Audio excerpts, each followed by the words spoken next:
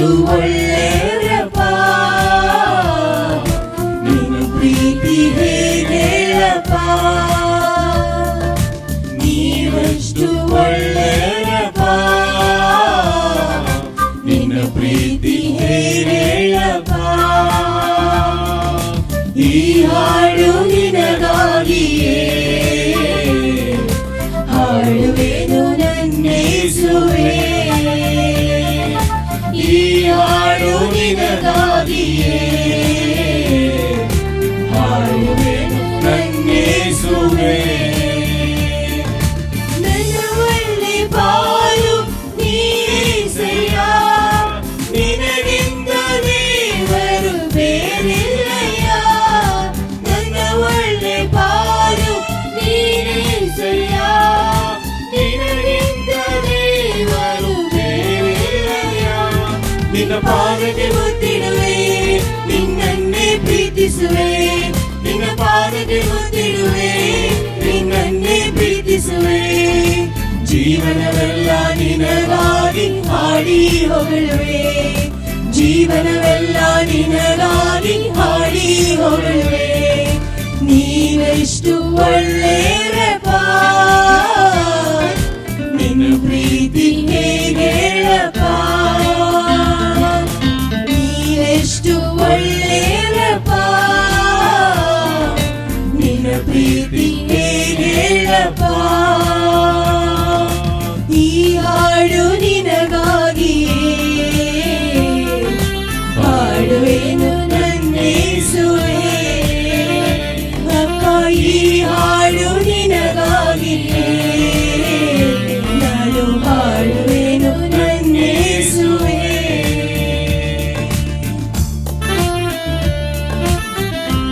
ನನ್ನ ಜೀವ ನಿನದೇಸಯ್ಯ, ನಾನು ನನಗೋಸ್ಕರ ಅಲ್ಲಪ್ಪ, ನಿಮಗೋಸ್ಕರ ಬದುಕಕ್ಕೆ ಆಸೆ ಪಡ್ತೀನಿ ಸ್ವಾಮಿ.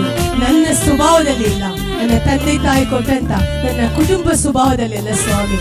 ನನ್ನನ್ನು ಸಾಯಿಸಿ ಅಪ್ಪ ನೀವಾಗಿ ಯೇಸುವಾಗಿ ಯೇಸು ಕರ್ತನಾಗಿ ನನ್ನ ತಂದೆಯ ಸ್ವಭಾವದಲ್ಲಿ ಬದುಕಕ್ಕೆ ನಾನು ಒಪ್ಪಿಸಿಕೊಡುತ್ತೇನೆ ಸ್ವಾಮಿ.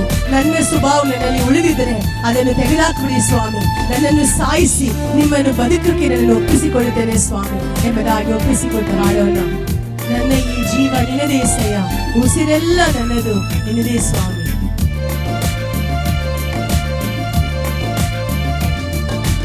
ಈ ನನ್ನ ಜೀವ ನಿನ್ನದೇ ಸಯ್ಯ, ಉಸಿರೆಲ್ಲ ನಿನ್ನದೇ ಓ యేసయ్య.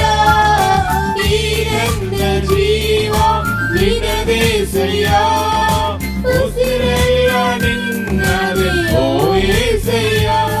ನೀನಿರದೆ ಒಂದು ಕ್ಷಣ ಬದುಕೆಲ್ಲ ಬರಿಶೂನ್ಯ, ನೀನಿರದೆ ಒಂದು ಕ್ಷಣ ಬದುಕೆಲ್ಲ ಬರಿಶೂನ್ಯ. ನೀನಿರಲು ಬಾಳೆಲ್ಲ ಹರ್ಷಾನಂದ, ನೀನಿರಲು ಬಾಳೆಲ್ಲ ಹರ್ಷಾನಂದ. ನೀವೆಷ್ಟು ಒಳ್ಳೆಯವರಪ್ಪ, ನಿನ್ನ ಪ್ರೀತಿ ಹೇಗೆಯಪ್ಪ,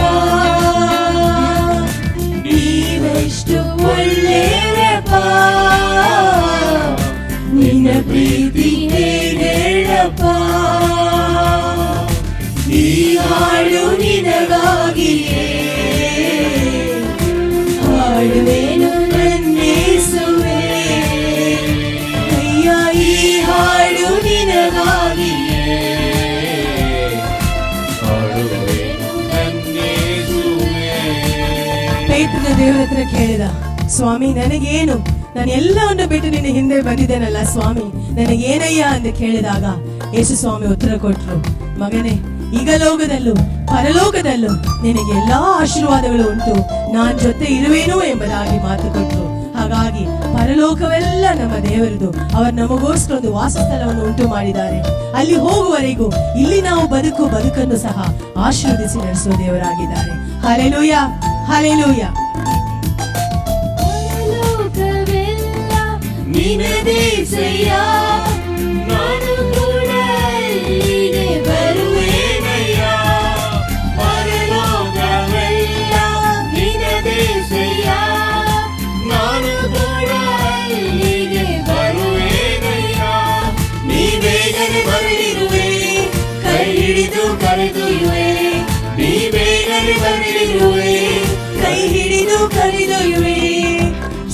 ಶಾಶ್ವತ ಸ್ಥಾನದಿ ನನ್ನನ್ನು ನೀನೇ ನಿಲ್ಲಿಸುವೆ, ಶಾಶ್ವತ ಸ್ಥಾನದಿ ನನ್ನನ್ನು ನೀನೇ ನಿಲ್ಲಿಸುವೆ. ನೀವೆಷ್ಟು ಒಳ್ಳೆಯಪ್ಪ, ನಿನ್ನ ಪ್ರೀತಿ ಹೇಳಪ್ಪ, ನೀವೆಷ್ಟು ಒಳ್ಳೆಯಪ್ಪ, ನಿನ್ನ ಪ್ರೀತಿ ಹೇಳಪ್ಪ. ಈ ಹಾಡು ನಿನಗಾಗಿಯೇ ಹಾಡುವೆನು ನನ್ನೇಸುವೆ, ಈ ಹಾಡು ನಿನಗಾಗಿಯೇ ಹಾಡುವೆನು ನನ್ನೇಸುವೆ.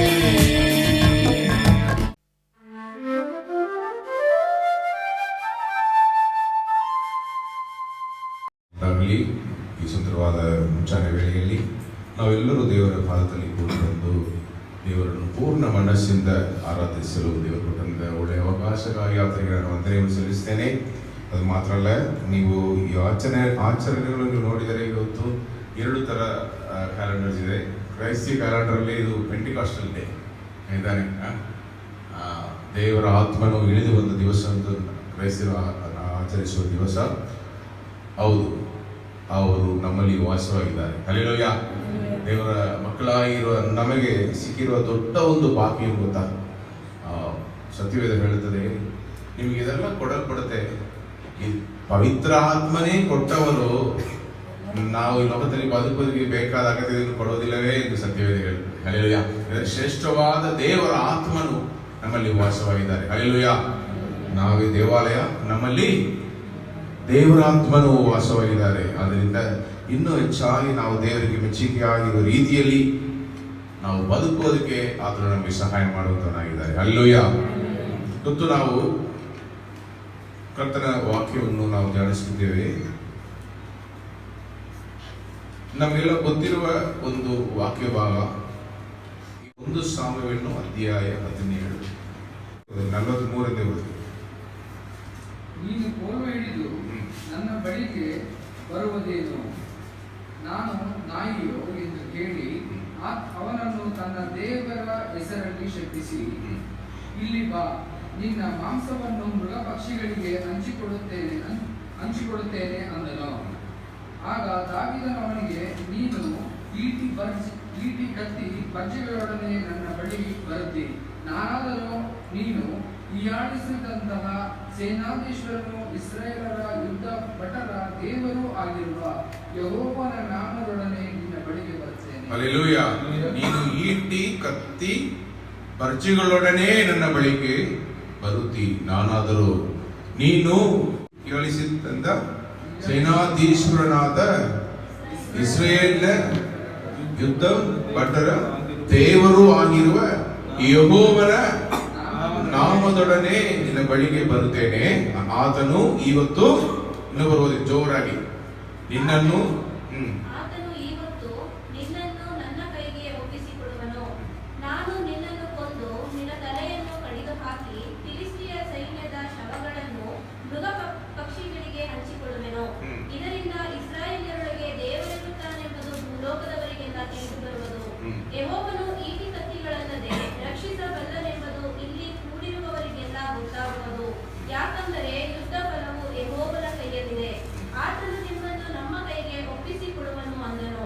ಕೂಡಲೇ ಆ ಫಿಲಿಷ್ಟಿಯನು ಹೊರಟು ದಾವೀದನೊಡನೆ ಯುದ್ಧ ಮಾಡುವುದಕ್ಕೆ ಸಮೀಪಿಸಿದಾಗ ದಾವೀದನು ಫಿಲಿಷ್ಟಿಯ ಸೈನ್ಯದ ಕಡೆಗೆ ಓಡಿ ಹೋಗಿ ಆ ಫಿಲಿಷ್ಟಿಯನನ್ನು ಸಂಧಿಸಿ ಕೈಯನ್ನು ಚೀಲದಲ್ಲಿ ಹಾಕಿ ಒಂದು ಕಲ್ಲನ್ನು ತೆಗೆದು ಅವನ ಹಣೆಗೆ ಗುರಿಯಿಟ್ಟು ಕವಣೆಯನ್ನು ಬೀಸಿ ಹೊಳೆಯಲು ಕಲ್ಲು ಅವನ ಹಣೆಯೊಳಗೆ ಹೊಕ್ಕಿತು. ಅವನು ಬೋರಲು ಬಿದ್ದನು. ಕೂಡಲೇ ಅವನು ಹೋಗಿ ಆ ಫಿಲಿಷ್ಟಿಯನ ಮೇಲೆ ನಿಂತು ಅವನ ಕತ್ತಿಯನ್ನು ಹಿರಿದು ಅದರಿಂದಲೇ ಅವನ ತಲೆಯನ್ನು ಕಡಿದು ಅವನನ್ನು ಸಾಯಿಸಿದನು. ಹಲ್ಲೆಲೂಯಾ. ಇಲ್ಲಿ ನೋಡಿದರೆ ಫಿಲಿಷ್ಟಿಯರು ಇಸ್ರೇಲ್ ಜನರಿಗೆ ವಿರೋಧವಾಗಿ ಯುದ್ಧಕ್ಕೆ ಬರುತ್ತಾರೆ. ಅಲ್ಲಿ ಇಸ್ರೇಲ್ ಜನರಲ್ಲಿ ಯುದ್ಧ ವೀರರಾಗಿ ಇರುವವರು ಭಯಪಟ್ಟು ಅವರು ಮರೆ ಮಾಡಿಕೊಂಡು ಅವನ ಮುಂದೆ ಹೋಗುವುದಕ್ಕೆ ಅವರು ಹೆದರಿಕೊಂಡು ಕೂತಿದ್ದ ಒಂದು ಸಮಯ. ಆ ಒಂದು ಸಮಯದಲ್ಲಿ ಅಲ್ಲಿ ಊಟ ಕೊಡಕ್ಕೆ ಬರ್ತಾನೆ ಯಾರು? ಕುರುಬನಾಗಿರುವ ದಾವೀದನು. ನೀವು ಸತ್ಯವೇದದಲ್ಲಿ ನಾವು ನಮ್ಮ ಕಣ್ಣುಗಳನ್ನು ತೆರೆದು ಮೀನ್ಸ್ ಆತ್ಮೀಯ ಕಣ್ಣನ್ನು ತೆರೆದು ಓದಿದರೆ ಒಂದು ವಿಷಯ ಗೊತ್ತಾಗುತ್ತದೆ, ಅದು ಅವನು ಸಾಮಾನ್ಯವಾದ ಕುರುಬನಲ್ಲ. ಹಲ್ಲೆಲೂಯಾ. ಅವನು ದೇವರನ್ನು ಆರಾಧಿಸುವನಾಗಿದ್ದ ಕುರುಬನು. ಇಲ್ಲಿ ಇಸ್ರೇಲ್ ಜನರು ನಮಗೆ ಅರಸನು ಬೇಕು, ಅವರಿಗೆ ಅರಸರಾಗಿದ್ದವರು ಯಾರು? ಯೆಹೋವ ದೇವರೇ ಅರಸರಾಗಿದ್ದು ಐಗುಪ್ತ ದೇಶದಿಂದ ದಾಸತ್ವದಲ್ಲಿ ಇದ್ದವರನ್ನು ಬಿಡುಗಡೆ ಮಾಡಿ ಅದ್ಭುತಗಳನ್ನು ಮಹತ್ವ ಕಾರ್ಯಗಳು ಮಾಡಿ ಐಗುಪ್ತ ದೇಶವನ್ನು ದೇವರು ಹೊಡೆದು ದಂಡನೆಯಲ್ಲಿ ಅವರನ್ನು ಸಂಪೂರ್ಣವಾಗಿ ನಶಿಸಿಬಿಟ್ಟು ಇವತ್ತು ಯಾರನ್ನು ಇಸ್ರೇಲ್ ಜನರನ್ನು ಸ್ವಕೀಯ ಜನರಾಗಿ ಆರಿಸಿಕೊಂಡ ಸ್ವಕೀಯ ಜನರನ್ನು ಕೆಂಪು ಸಮುದ್ರವನ್ನು ವಿಭಾಗಿಸಿ ದೇವರು ಮರುಭೂಮಿಯಲ್ಲಿ ಅದ್ಭುತಗಳನ್ನು ಮಾಡಿ ಅವರ ಜೊತೆಗೆ ಒಡಂಬಡಿಕೆ ಮಾಡಿಕೊಟ್ಟು ಅವರು ಹೆಂಗೆ ಬದುಕಬೇಕು ಎಂದು ಅವರಿಗೆ ಹೇಳಿಕೊಟ್ಟು ಕಟ್ಟಳೆಗಳು ಕೊಟ್ಟು ಹಾಲು ಜೇನು ಹರಿಯುವ ಕಾನಾನ್ ದೇಶದಲ್ಲಿ ಇರುವ 31 ಅರಸರುಗಳನ್ನು ಮೋಸೆ ಯೋಶುವನು ಅದರ ಸೋಲಿಸಿ ಕೊಟ್ಟಂತ ವಾಗ್ದಾನವನ್ನು ಪೂರೈಸಿ ಅವರಿಗೆ ಸ್ವಾಸ್ಥ್ಯವಾಗಿ ಅದನ್ನು ಕೊಡ್ತಾರೆ. ಹಲ್ಲೆಲೂಯಾ. ಈ ದಾರಿಯಲ್ಲಿ ನಾಯಕರು ಇದ್ದರು. ನಾಯಕರಾಗಿ ಇದ್ದವರು ದೇವರ ಪಾದದಲ್ಲಿ ಹೋಗಿ ಪ್ರಾರ್ಥನೆ ಮಾಡುವಾಗಲ್ಲ ಅದ್ಭುತಗಳು ಮಹತ್ವ ಕಾರ್ಯಗಳು ನಡೆದದನ್ನು ನಾವು ನೋಡುತ್ತೇವೆ. ಹಾಗಾದ್ರೆ ಅವರಿಗೆ ನಿತ್ಯ ಅರಸನಾಗಿದ್ದವರು ಯಾರು? ದೇವರೇ. ಈ ಜನರು ಆದರೂ ಕೂಡ ಹೃದಯ ಕಠಿಣದಿಂದ ನಮಗೆ ಕಣ್ಣು ಮುಂದೆ ಓಡಾಡುವ ಒಬ್ಬ ಅರಸನು ಬೇಕು ಎಂದು ಕೇಳಿದ ಕೋಪದಿಂದ ದೇವರು ಒಬ್ಬ ಅರಸನನ್ನು ನೇಮಿಸಿದರು. ಅವನ ಹೆಸರೇನು? ಸೌಲನು. ಈ ಸೌಲನು ಪ್ರಾರಂಭದಲ್ಲಿ ಒಳ್ಳೆಯ ಅರಸನಾಗಿದ್ದನು. ಸಮಯ ಹೋಗ್ತಾ ಅವನು ದೇವರಿಗೆ ಅವಿಧೇಯನಾಗಿಯೂ ಮನುಷ್ಯರನ್ನು ಜನರನ್ನು ಮೆಚ್ಚಿಸುವನಾಗಿ ಇದ್ದನು. ಅವನು ತೆಗೆದುವ ನಿರ್ಧಾರಗಳು ಸರಿ ಇಲ್ಲ. ಈ ರೀತಿಯಲ್ಲಿ ಇದ್ದದರಿಂದ ದೇವರಿಗೆ ತುಂಬಾ ನೋವಾಯಿತು. ಅವನಿಗೆ ಸಂದರ್ಭಗಳನ್ನು ಅವಕಾಶಗಳನ್ನು ದೇವರು ಕೊಟ್ಟರು. ಹೆಂಗೆಯಾದರೂ ಅವನು ಬದಲಾಗ್ತಾನೆ. ಆದರೂ ಕೂಡ ಅವಕಾಶದಲ್ಲಿ ಕೂಡ ಅವನು ಅವಿಧೇಯನಾಗಿ ಇದ್ದದರಿಂದ ದೇವರು ಸೌಲನು ಅರಸನಾಗಿ ಇರುವಾಗಲೇ ಇನ್ನೊಬ್ಬ ಅರಸನನ್ನು ಅಭಿಷೇಕಿಸಿದನ್ನು ನೋಡ್ತೇವೆ. ಅವನು ಯಾರು? ಕುರುಬನಾಗಿದ್ದ ದಾವೀದನು. ಪ್ರವಾದಿಯಾದ ಸಾಮುವೇಲನು ಈಶೈನ ಮನೆಗೆ ಹೋಗಿ ಅಲ್ಲಿ ಅರಸನನ್ನು ನೀನು ಆರಿಸಿಕೊಳ್ಳಪ್ಪ ದೇವರು ಕಳಿಸುವಾಗ ಆ ಕುಟುಂಬದಲ್ಲಿ ದೊಡ್ಡವನಾಗಿರುವ ತಂದೆಯಾಗಿರುವ ಆ ಈಶೈನು ಎಲ್ಲ ತನ್ನ ಮಕ್ಕಳನ್ನು ಕರೆಯುತ್ತಾನೆ. ದಾವೀದನನ್ನು ಮಾತ್ರ ಅವನು ಕರೆದಿರಲಿಲ್ಲ. ತಳ್ಳಲ್ಪಟ್ಟು ಕಲ್ಲದು ಲೆಕ್ಕಾಚಾರದಲ್ಲಿ ಇಲ್ಲ. ಎಲ್ಲರೂ ಮುಂದೆ ಬಂದು ಹೋಗ್ತಾರೆ. ದೇವರು ಹೇಳಿದರು, ಇವರಲ್ಲಿ ಯಾರನ್ನು ನಾನು ಆರಿಸಿಕೊಳ್ಳಲಿಲ್ಲ. ಬೇರೆ ಯಾರಾದರೂ ಇದ್ದಾರಾ ಎಂದು ಅವನು ವಿಚಾರಿಸುವಾಗ ಒಬ್ಬನಿದ್ದಾನೆ. ಅವನು ಕುರಿಗಳನ್ನು ಕಾಯ್ತಾ ಇದ್ದಾನೆ. ಅವನು ಕರೆತರಿಸಿ ಹಲ್ಲೆಲೂಯಾ. ಅವನು ಒಳಗಡೆ ಬರುವಾಗ ದೇವರು ಹೇಳಿದ, ಇವನೇ ನಾನು ಆರಿಸಿಕೊಂಡಿರುವ ಅರಸ. ಅವನನ್ನು ದೇವರು ಸಹೋದರರ ಮುಂದೆ ಹಲ್ಲೆಲೂಯಾ ಅಭಿಷೇಕಿಸಿದರು. ಆಮೇಲೆ ನೋಡಿದರೆ ಸತ್ಯವಾದ ಹೇಳಿದ್ರೆ ಅವನ ಮೇಲೆ ದೇವರ ಆತ್ಮನು ಇಳಿದು ಬಂದಿತು. ಇವರಲ್ಲಿ ದೇವರ ಆತ್ಮನು ಇಳಿದು ಬರುತ್ತಾರೆ. ಸೌಲನ್ನು ಬಿಟ್ಟು ದೇವರ ಆತ್ಮನು ಹೊರಟು ಹೋಗುತ್ತಾರೆ. ಅವನಲ್ಲಿ ಉಪಶಮನ ಇಲ್ಲ. ದುಷ್ಟಾತ್ಮ ಬಂದು ದುಷ್ಟಾತ್ಮ ಪೀಡಿತನಾಗಿ ಬಹಳವಾಗಿ ಮನೆ ಒಳಗಡೆ ಕೂಗಾಡ್ತಾ ಇದ್ದದನ್ನು ನಾವು ನೋಡ್ತೇವೆ.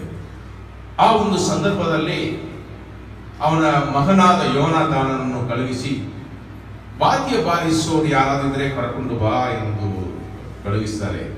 ಆವಾಗ ಎಲ್ಲರೂ ಹೇಳ್ತಾರೆ, ಈಶೈನ ಮಗನು ಚೆನ್ನಾಗಿ ವಾದ್ಯ ಬಾರಿಸ್ತಾನೆ, ಅವನು ವಾದ್ಯ ಬಾರಿಸಿದರೆ ದುಷ್ಟ ಆತ್ಮಗಳು ಓಡಿ ಹೋಗುತ್ತದೆ ಎಂದು ಹೇಳುವಾಗ ಯಾರನ್ನು ಕರ್ಕೊಂಡು ಬರ್ತಾರೆ? ದಾವೀದನ್ನು ಕರ್ಕೊಂಡು ಬರ್ತಾರೆ. ದಾವೀದನು ವಾದ್ಯವನ್ನು ಬಾರಿಸುವುದಂದ್ರೆ ಬರೀ ಮ್ಯೂಸಿಕ್ ಅಲ್ಲಿ ಇಲ್ಲ, ಅವರು ದೇವರನ್ನು ಹೊಗಳಿ ಆಡುವಾಗ, ದೇವರ ನಾಮವನ್ನು ಎತ್ತುವಾಗ ಅಲ್ಲಿ ದುಷ್ಟ ಆತ್ಮ ಆ ಹೆಸರನ್ನು ಕೇಳಿ ಓಡಿ ಹೋಯಿತು. ಯಾರಿಗೆ ಉಪಶಮನ ಉಂಟಾಯಿತು? ಸೌಲನಿಗೆ. ಸೌಲನು ಅವನು ಆರಿಸಿಕೊಂಡು, ನೀನು ನನ್ನ ಜೊತೆ ಇಲ್ಲರು, ನನಗೆ ಕಾವಲುಕಾರನಾಗಿರು, ಈ ರೀತಿಯಲ್ಲಿ ನೇಮಿಸಿಬಿಟ್ಟನು. ಆದರೂ ಅವನಿಗೆ ಅದು ಸರಿಯಾಗಿ ದಾವೀದನ ಹತ್ರ ವಿಚಾರಿಸುವಾಗ ಕೂಡ ನೀವು ನೋಡಿದರೆ ತಿರುಗನು ಅವನನ್ನು ಇವನು ಯಾರನ್ನು ಕೇಳೋ ರೀತಿಯಲ್ಲಿ ಅವನು ದುಷ್ಟಾತ್ಮ ಪೀಡಿತನಾಗಿದ್ದನ್ನು ನೋಡ್ತೇವೆ. ಈ ಒಂದು ಘಟನೆ ಮುಗಿದು ಹೋದ ಮೇಲೆನೆ ಈ ಗೋಲಿಯಾತನು ಬಂದು ಅವರಿಗೆ ಚಾಲೆಂಜ್ ಮಾಡ್ತಾನೆ. ದಾವೀದನು ಅಲ್ಲಿ ಬಂದು ಆಯುಧಗಳು ಅನ್ನು ಉಪಯೋಗಿಸಿ ಅಲ್ಲ, ದೇವರ ಹೆಸರಲ್ಲಿ ಒಂದೇ ಒಂದು ನುಣುಪು ಕಲ್ಲನ್ನು ತಗೊಂಡೋಗಿ ಕವಣೆಯಲ್ಲಿ ಇಟ್ಟು ಎಸೆದು ಅವನು ಸಾಯಿಸ್ತಾನೆ. ಅಲ್ಲಿ ಯೋನಾತಾನನು ಸೌಲನ ಅವನ ಹಿರಿಯ ಮಗನು. ಸೌಲನು ಅರಸನು. ಇವತ್ತು ಈ ಸೌಲನು ಅರಸನಾಗಿ ಅವನು ವೃದ್ಧನಾಗಿ ತೀರಿ ಹೋದ ಮೇಲೆ ಆ ಒಂದು ರಾಜಗದ್ದಿಯಲ್ಲಿ ಕೂತ್ಕೊಳ್ಳೋನು ಯಾರಾಗಿರುವನು?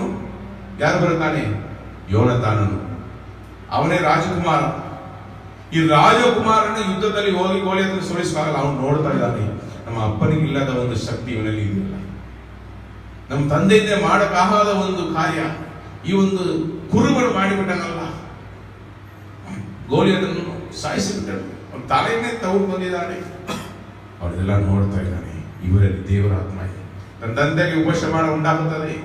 ಇವನು ದೇವರನ್ನು ಆರಾಧಿಸುವವನು, ದೇವರ ಮೇಲೆ ಭಯಭಕ್ತಿ ಉಳ್ಳವನು, ದೇವರಿಗೆ ವಿಧೇಯ ಇರೋನು, ಅದು ಚೂರು ಕೂಡ ಭಯ ಇಲ್ಲ. ಈ ತರ ಇರುವವನು ಒಬ್ಬನು ಇದ್ದಾನೆ ಅಂತ ಅವನು ನೋಡಿ ಅವನ ಮನಸ್ಸಿಗೆ ಬಹಳ ಸಂತೋಷವಾಗುತ್ತೆ. ನಮ್ಮ ತಂದೆಗಾಗಿ, ನಮ್ಮ ದೇಶಕ್ಕಾಗಿ ಅವನು ಯುದ್ಧ ಮಾಡಿದನಲ್ಲ ಎಂದು ಅವನ ಮೇಲೆ ಹೆಚ್ಚಾದ ಪ್ರೀತಿ ಇಟ್ಟನು. ಯುದ್ಧ ಮುಗಿದೋಯ್ತು. ಸೌಲನು ಅವನ ಜೊತೆಗೆ ಮಾತನಾಡ್ತಾನೆ. ಮಾತನಾಡಿ ಮುಗಿಸಿದ ಮೇಲೆ ಆ ಒಂದು 18ನೇ ಅಧ್ಯಾಯ 1ನೇ ವಾಕ್ಯವನ್ನು ಓದಿರಿ.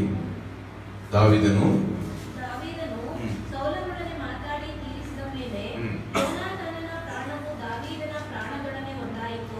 ಯೋನಾತಾನನ ಪ್ರಾಣವು ದಾವೀದನ ಪ್ರಾಣದೊಡನೆ ಒಂದಾಯಿತು.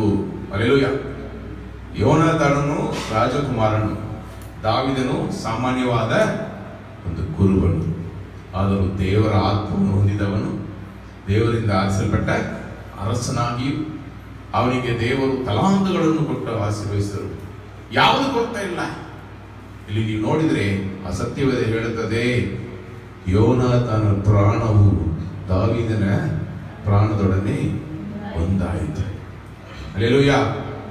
ಇದು ನೀವು ಸಹೋದರತ್ವ, ನೀವು ಫ್ರೆಂಡ್ಶಿಪ್ ಇದೆಲ್ಲ ನೀವು ಕಲಿಯುವಾಗ ಒಂದು ವಿಷಯವನ್ನು ಅರ್ಥ ಮಾಡಿಕೊಳ್ಳಬೇಕು. ಈ ಒಂದು ಸಹೋದರತ್ವ ಹೆಂಗಿರ್ತದೆ ನೀವು ನೋಡಿದರೆ, ತನ್ನನ್ನು ಪ್ರೀತಿಸುವ ಹಾಗೆ ಇದರನ್ನು ನನ್ನ ಪ್ರಾಣ ಹಾಗೆ ಪ್ರೀತಿಸುವುದು, ಅದೇ ನಿಜವಾದ ಪ್ರೀತಿ. ಈ ಸತ್ಯವಾದ ಹೇಳುತ್ತೆ, ಇಬ್ಬರು ಪ್ರಾಣವು ಒಂದಾಯಿತು. ಅವನು ಇವನನ್ನು ತನ್ನ ಪ್ರಾಣ ತಂದೆಯೇ ಪ್ರೀತಿಸತೊಡಗಿದನು. ಹಲ್ಲೆಲೂಯಾ. ನನ್ನ ಉಸಿರು, ನನ್ನ ಪ್ರಾಣ ಅಂತ ಹಾಡುವಂತೆಲ್ಲ ಆ ರೀತಿಯಲ್ಲಿ ನನ್ನ ಈ ಒಂದು ಸಹೋದರನನ್ನು, ಈ ಒಂದು ದಾವೀದನನ್ನು ಅವನು ಪ್ರೀತಿಸುವುದಕ್ಕೆ ಪ್ರಾರಂಭಿಸಿದನು. ಮೊದಲನೇದಾಗಿ ಅದು ಒಡಂಬಡಿಕೆಯ ಪ್ರೀತಿ. ಮುಂದೆ ಹೋದ್ರೆ ಅದರಲ್ಲಿ ಗೊತ್ತಾಗುತ್ತದೆ. ಅಂದಿನಿಂದ ಸೌಲನು ದಾವೀದನನ್ನು ಅವನ ತಂದೆಯ ಮನೆಗೆ ಹೋಗಬಿಡದೆ ತನ್ನ ಬಳಿಯಲ್ಲೇ ಇಟ್ಟುಕೊಂಡನು. ಯೋನಾತಾನನು ದಾವೀದನನ್ನು ತನ್ನ ಪ್ರಾಣದಂತೆಯೇ ಪ್ರೀತಿಸಿದ್ದರಿಂದ ಅವನೊಡನೆ ಒಡಂಬಡಿಕೆ ಮಾಡಿಕೊಂಡನು. ಹಲ್ಲೆಲೂಯಾ. ಒಡಂಬಡಿಕೆ ಅಂದ್ರೆ ಏನು? ಒಡಂಬಡಿಕೆ ಪ್ರೀತಿ. ದಾವೀದನಿಗೂ ಯೋನಾತಾನನಿಗೂ ಇದ್ದದ್ದು ಒಡಂಬಡಿಕೆಯ ಪ್ರೀತಿ. ಒಡಂಬಡಿಕೆ ಪ್ರೀತಿ ಅಂದ್ರೆ ಏನು? ಒಪ್ಪಂದ ಮಾಡಿಕೊಳ್ಳುವಾಗ ಅದರಲ್ಲಿ ಇಬ್ಬರು ಒಪ್ಪಂದ ಮಾಡಿಸಿಕೊಳ್ಳುವ ಇಬ್ಬರು ಕೊನೆ ತನಕ ನಂಬಿಕಸ್ಥರಾಗಿರಬೇಕು. ಹಲ್ಲೆಲೂಯಾ. ಕೊನೆ ತನಕ ಇರಬೇಕು, ಕೊನೆ ತನಕ ನೆಲೆಗೊಂಡಿರಬೇಕು, ಆಮೇಲೆ ಕೊನೆ ತನಕ ನಂಬಿಕಸ್ಥರಾಗಿರಬೇಕು. ಅದೇ ನಿಜವಾದ ಒಂದು ಸಂಬಂಧ, ದೇವರು ಕೊಡುವಂತ ಒಂದು ಸಂಬಂಧ. ದೇವರು ಕೊಡುವ ಫ್ರೆಂಡ್ಸ್, ದೇವರು ಕೊಡುವ ಅಣ್ಣ, ದೇವರು ಕೊಡುವ ತಮ್ಮನು, ಅದೇ ನೆಲೆಗೊಂಡಿರುವುದು. ಹಲ್ಲೆಲೂಯಾ. ನಾನು ಸತ್ಯವೇದದಲ್ಲಿ ಜಾಡಿಸಿ ಬಂದ ಅಣ್ಣ ತಮ್ಮಂದಿರು, ನನ್ನ ಅನುಭವ ಎಲ್ಲ ನಾವು ನೋಡಿದರೆ, ನಮ್ಮ ಮನೆಯಲ್ಲಿ ಸಿಕ್ಕುವ ಪ್ರೀತಿಯಿಂದ ದೇವರು ನಮಗೆ ಸಿದ್ಧಪಡಿಸಿ ಇಟ್ಟಿರುವ ಸಂಬಂಧಗಳಿಂದ ನಮಗೆ ಸಿಕ್ಕುವ ಪ್ರೀತಿ ಹೆಚ್ಚಾಗಿರುತ್ತೆ. ಅದು ನೆಲೆಗೊಂಡಿರುತ್ತೆ. ಯಾಕಂದ್ರೆ ದೇವರ ಕಡೆಯಿಂದ ನಮಗೆ ಸಿಕ್ಕಿರೋದಾಗಿರುತ್ತೆ. ಹಲ್ಲೆಲೂಯಾ. ಕುಟುಂಬ ಬಿಟ್ಟು ಬಂದು ಒಂದು 2003 ನಾನು ಬಿಟ್ಟು ಬಂದೆ. 2026 23 ವರ್ಷ ಆಯಿತು. ದೇವರು, ನಾನು, ದೇವರು ನನಗೆ ಕೊಟ್ಟ ಕುಟುಂಬವು, ದೇವರು ನನಗೆ ಕೇರಳದಲ್ಲಿಯೂ, ತಮಿಳುನಾಡಲ್ಲಿಯೂ, ಗುಜರಾತಲ್ಲಿಯೂ, ಮಹಾರಾಷ್ಟ್ರಲ್ಲಿಯೂ, ಕರ್ನಾಟಕದಲ್ಲಿಯೂ ಕೊಟ್ಟಿರುವ, ದೇವರು ನನಗೆ ಕೊಟ್ಟಿರುವ ಸಂಬಂಧಗಳು, ಕುಟುಂಬವು ನನ್ನ ಜೊತೆಯಲ್ಲಿದ್ದಾರೆ. ಹಲ್ಲೆಲೂಯಾ. ಹಲ್ಲೆಲೂಯಾ. ನನ್ನ ಜೊತೆಯಲ್ಲಿ ಹುಟ್ಟಿದ ಸಹೋದರನೋ ಇಲ್ಲ ಇಲ್ಲ ನಾನು ತಂದೆ ತಾಯಿಯೊಂದಿಗೆ ಇದ್ದದ್ದು ತುಂಬಾ ಕಡಿಮೆ ಕಾಲ ಸೇವೆಯಲ್ಲಿ ಬಂದ ಮೇಲೆ. ದೇವರು ನನಗೆ ಕೊಟ್ಟ ಸಂಬಂಧ ಹೆಚ್ಚಾದ ಸಂಬಂಧವಾಗಿ ನಾನು ನೋಡಿದ್ದೇನೆ. ಅಲ್ಲೆಲ್ಲೂಯ್ಯ. ಯಾರದ್ದೇ ಗೊತ್ತಿಲ್ಲ, ಈ ದೇವರ ಹೆಸರಲ್ಲಿ ನಾವು ಬರ್ತೇವೆ, ನಮ್ಮನ್ನು ಹುಡುಕಿ ಜನರು ಬರುತ್ತಾರೆ. ಆಮೇಲೆ ಅವರು ನಮ್ಮನ್ನು ಅಣ್ಣ, ಅಕ್ಕ, ಆಂಟಿ, ಅಂಕಲ್, ಪಾಸ್ಟರ್ ಈ ರೀತಿಯಲ್ಲಿ ನಮ್ಮನ್ನು ಕರೀತಾರೆ. ಅಪ್ಪ, ಅಮ್ಮ ಈ ರೀತಿಯೆಲ್ಲ ಕರೀತಾರೆ. ಹೆಂಗೆ ಅಂತ ಬಂತು? ಇದು ದೇವರು ಕೊಡುವ ಸಂಬಂಧ. ಅಲ್ಲೆಲ್ಲೂಯ್ಯ. ಅದು ನೀವು ನೋಡಿದರೆ ಮೊದಲನೇದಾಗಿ ಅದು ದೇವರ ಪ್ರೀತಿ ಯಾರಲ್ಲಿ ಇದೆಯೋ ಅವರೇ ಈ ಒಂದು ಸಂಬಂಧದಲ್ಲಿ ಬರುತ್ತಾರೆ. ಅಲ್ಲೆಲ್ಲೂಯ್ಯ. ಅವನಲ್ಲಿ ದೇವರ ಪ್ರೀತಿ ಇತ್ತು. ಮೊದಲನೇದಾಗಿ ಅದು ಒಡಂಬಡಿಕೆ ಪ್ರೀತಿ. ಒಡಂಬಡಿಕೆ ಪ್ರೀತಿ ಅಂದರೆ ನಾನು ನಿನ್ನನ್ನು ಬಿಟ್ಟು ಅಗಲುವುದಿಲ್ಲ, ನೀನು ನಿನ್ನನ್ನು ಬಿಟ್ಟು ಅಗಲುವುದಿಲ್ಲ, ನಾನು ನಿನ್ನ ಜೊತೆಯಲ್ಲೇ ಇರುವೇನು, ನಿನಗೆ ಸಹಾಯ ಮಾಡುವೇನು. ಈ ಪ್ರೀತಿ ಕೊನೆ ತನಕ ನೆಲೆಗೊಂಡಿರುವುದು. ಈ ಸಂಬಂಧದಲ್ಲಿ ನಾನು ಸ್ಥಿರಚಿತ್ತನಾಗಿ ನಂಬಿಕಸ್ಥನಾಗಿ ಇರುವೇನು ಅಂತ ಹೇಳುವುದು. ಮದುವೆಯಲ್ಲಿ ಕೂಡ ನಾವು ಅದೇ ರೀತಿಯಿಂದಾನೇ ಹೇಳ್ತೇವೆ. ಎಲ್ಲ ಏರಿಳಿಕೆಗಳು, ಕಷ್ಟ ಸಮಸ್ಯೆಗಳು ಬರುವಾಗಲೂ, ಚೆನ್ನಾಗಿರುವಾಗಲೂ, ಕಷ್ಟಗಳು ಬರುವಾಗಲೂ ಈ ಮರಣ ಪರ್ಯಂತರ ನಾನು ನಂಬಿಕಸ್ಥರಾಗಿ ಜೊತೆಯಲ್ಲಿ ಇರುವೇನು ಎಂದು ಹೇಳುವುದೇ ಒಡಂಬಡಿಕೆಯ ಪ್ರೀತಿ. ಹಲ್ಲೆಲೂಯಾ. ನೀವು ನೋಡಿದರೆ ದಾವೀದನಿಗೂ ಯೋನಾಥನನಿಗೂ ಇದ್ದ ಪ್ರೀತಿ ಅದು ಒಡಂಬಡಿಕೆಯ ಪ್ರೀತಿ. ಅದು ಅದರಲ್ಲಿ ಬಹಳ ಪ್ರಾಮುಖ್ಯವಾದ ಒಂದು ಅಂಶ ಏನಂತ ನೋಡಿದರೆ, ತಮ್ಮನ್ನು ತಾವು ಪ್ರೀತಿಸುವಂತೆಯೇ ಒಬ್ಬರನ್ನೊಬ್ಬರು ಪ್ರೀತಿಸಿದರು. ಹಲ್ಲೆಲೂಯಾ. ಹೆಂಗೆ? ನೀವು ಮುಂದೆ ಹೋದ್ರೆ ಗೊತ್ತಾಗುತ್ತೆ. 4ನೇ ವಾಕ್ಯ. ಇದಲ್ಲದೆ ಅವನು ತನ್ನ ಮೈಮೇಲಿದ್ದ ನಿಲುವಂಗಿಯನ್ನು, ತನ್ನ ಯುದ್ಧ ವಸ್ತ್ರಗಳನ್ನು, ಕತ್ತಿ, ಬಿಲ್ಲು, ನಡುಕಟ್ಟುಗಳನ್ನು ದಾವೀದನಿಗೆ ಕೊಟ್ಟನು. ಹಲ್ಲೆಲೂಯಾ. ಅವನು ರಾಜಕುಮಾರನು. ಅವನಿಗೆ ಸ್ಪೆಷಲ್ ಆಗಿ ಅವನಿಗೆ ಉಡುಪು, ವಸ್ತ್ರಗಳು, ಕೈಯಲ್ಲಿ ಕತ್ತಿ, ಬರ್ಜಿಯನ್ನು ಕೊಡಲ್ಪಟ್ಟಿದೆ. ಕುರುಬನಾಗಿ ಬಂದಿರುವ ಇವನಿಗೆ ಯಾಕೆ ಕೊಡಬೇಕು? ಇವನ ಕೈಯಲ್ಲಿ ಇದೆಲ್ಲ ಹೋದರೆ ಅವನು ಕಳೆದುಕೊಂಡು ದೊಡ್ಡ ಒಂದು ನಿಪುಣನಾಗಿ ವೀರನಾಗಿ ಬಿಡ್ತಾನೆ. ಜನರೆಲ್ಲ ಇವನು ಹಿಂದೆ ಹೋಗಿ ಬಿಡ್ತಾರೆ. ಇದೊಂದು ಭಯ ಇಲ್ಲ. ಶುದ್ಧವಾದ ಪ್ರೀತಿ, ನಿರ್ಮಲವಾದ ಒಂದು ಪ್ರೀತಿ. ಅವನಿಗೆ ನನಗೆ ಇರುವುದಲ್ಲ, ಅವನಿಗೆ ಕೊಡಬೇಕು. ಹಲ್ಲೆಲೂಯಾ. ಈ ಮನೆಯಲ್ಲಿ ನೋಡಿದರೆ ನನ್ನ ಅಮ್ಮ ಬಗ್ಗೆ ಹೇಳಬೇಕಾದ್ರೆ, ನಮ್ಮ ಡ್ಯಾಡಿ ಡ್ರೆಸ್ ತಗೊಂಡ್ರೆ ರೇಮಂಡ್ ಅಲ್ಲಿ ಶರ್ಟು, ಗ್ವಾಲಿಯರಲ್ಲಿ ಪ್ಯಾಂಟು ಇದೆಲ್ಲ ತಗೊಳ್ಳೋದು. ಅಮ್ಮನ್ನು ಕರ್ಕೊಂಡು ಹೋಗುವಾಗ ಇಷ್ಟು ಕೊಟ್ಟಿದ್ದಾರೆ, ಏನ್ ಬೇಕೋ ತಗೊಳ್ಳೋದು ಅಂತ ಹೇಳ್ತಾರೆ. ನಾವು ಮನೆಗೆ ಬಂದು ಹೇಳ್ತೇವೆ, ಡ್ಯಾಡಿ ತಗೊಂಡಿರೋದೆಲ್ಲ ಎಷ್ಟು ಬೆಲೆ. ಒಂದು ಶೂ ತಗೊಂಡ್ರೆ ಅದು ಬ್ರ್ಯಾಂಡ್ ಇರಬೇಕು, ಒಂದು ಶರ್ಟ್ ತಗೊಂಡ್ರೆ ಅದು ಬ್ರ್ಯಾಂಡ್ ಇರಬೇಕು. ಅಮ್ಮನಿಗೆ ಕೊಡುವಾಗ ಹಂಗೆ ಕೊಡಲ್ಲ, ಯಾವಾಗ ತಗೊಂಡು. ಅದೆಲ್ಲರಿಗೂ ಪ್ರೀತಿ. ನಿಮಗೆ ಒಂದು ತಗೊಳ್ತೀರಾ, ನೀವು ನಿಮ್ಮನ್ನು ಪ್ರೀತಿಸುವ ಹಾಗೆ ಇದನ್ನು ಪ್ರೀತಿಸಿದರೆ ಅವರಿಗೂ ಅದೇ ರೀತಿಯಲ್ಲಿ ತಗೊಳ್ಳಿ. ನಾವು ಕ್ರಿಸ್ಮಸ್ಗೆ ಡ್ರೆಸ್ ಕೊಡುವಾಗ ಎಲ್ಲ ನಮ್ಮ ಚರ್ಚಲ್ಲಿ ಇರುವ ಎಲ್ಲರಿಗೂ ಗೊತ್ತು, ಹಳೆಯ ಬಟ್ಟೆಗಳನ್ನು ನಾವು ಕೊಡೋದಿಲ್ಲ. ಈ ಕಾಲದಲ್ಲಿ ನೋಡಿದ್ರೆ ಚರ್ಚ್ ಹೊರಗಡೆ ಒಂದು ಜಾಗ ಇಟ್ಟಿರ್ತಾರೆ, ಅಲ್ಲಿ ಡಂಪ್ ಮಾಡ್ತಾರೆ ಹೋಗಿ ಹಿಂದಿರೋ ಹಳೆಯ ಬಟ್ಟೆಗಳನ್ನು. ನಿಮಗೆ ಹಳೆಯ ಬಟ್ಟೆಗಳನ್ನು ಕೊಟ್ಟರೆ ನೀವು ಹಾಕ್ಬಿಡ್ತೀರಾ? ನನ್ನ ಪ್ರಶ್ನೆಗೆ ಉತ್ತರ ಕೊಡಿ. ನಂತರ ಮನುಷ್ಯರು ತಾನೇ, ಬಡವರಾಗಿರಲಿ ಅವ್ರು ಯಾರಾಗಿರಲಿ, ನಾವು ಕ್ರಿಸ್ಮಸ್ ಇಲ್ಲ ಇರುವ ದಿವಸಗಳಲ್ಲಿ ನಾವು ಇನ್ನೊಬ್ಬರಿಗೆ ಸಹಾಯ ಮಾಡೋದಾದರೆ ಫ್ರಿಡ್ಜಲ್ಲಿ ಇರುವ ಹಳೆಯ ಮೊಸರನ್ನು ನಾವು ತೆಗೆದು ಕೊಡಬಾರ್ದು. ನೀವು ಆ ದಿವಸ ಊಟ ಮಾಡುವ ಊಟವನ್ನು ಕೊಡಬೇಕು, ಅದರಲ್ಲಿ ಒಂದು ಭಾಗವನ್ನು ನೀವು ಕೊಡಬೇಕು. ಬಟ್ಟೆ ಆದರೂ ನಾವು ಹಾಕುವ ಬಟ್ಟೆಯಾಗಿರಬೇಕು, ಕ್ವಾಲಿಟಿ ಚೆನ್ನಾಗಿರಬೇಕು.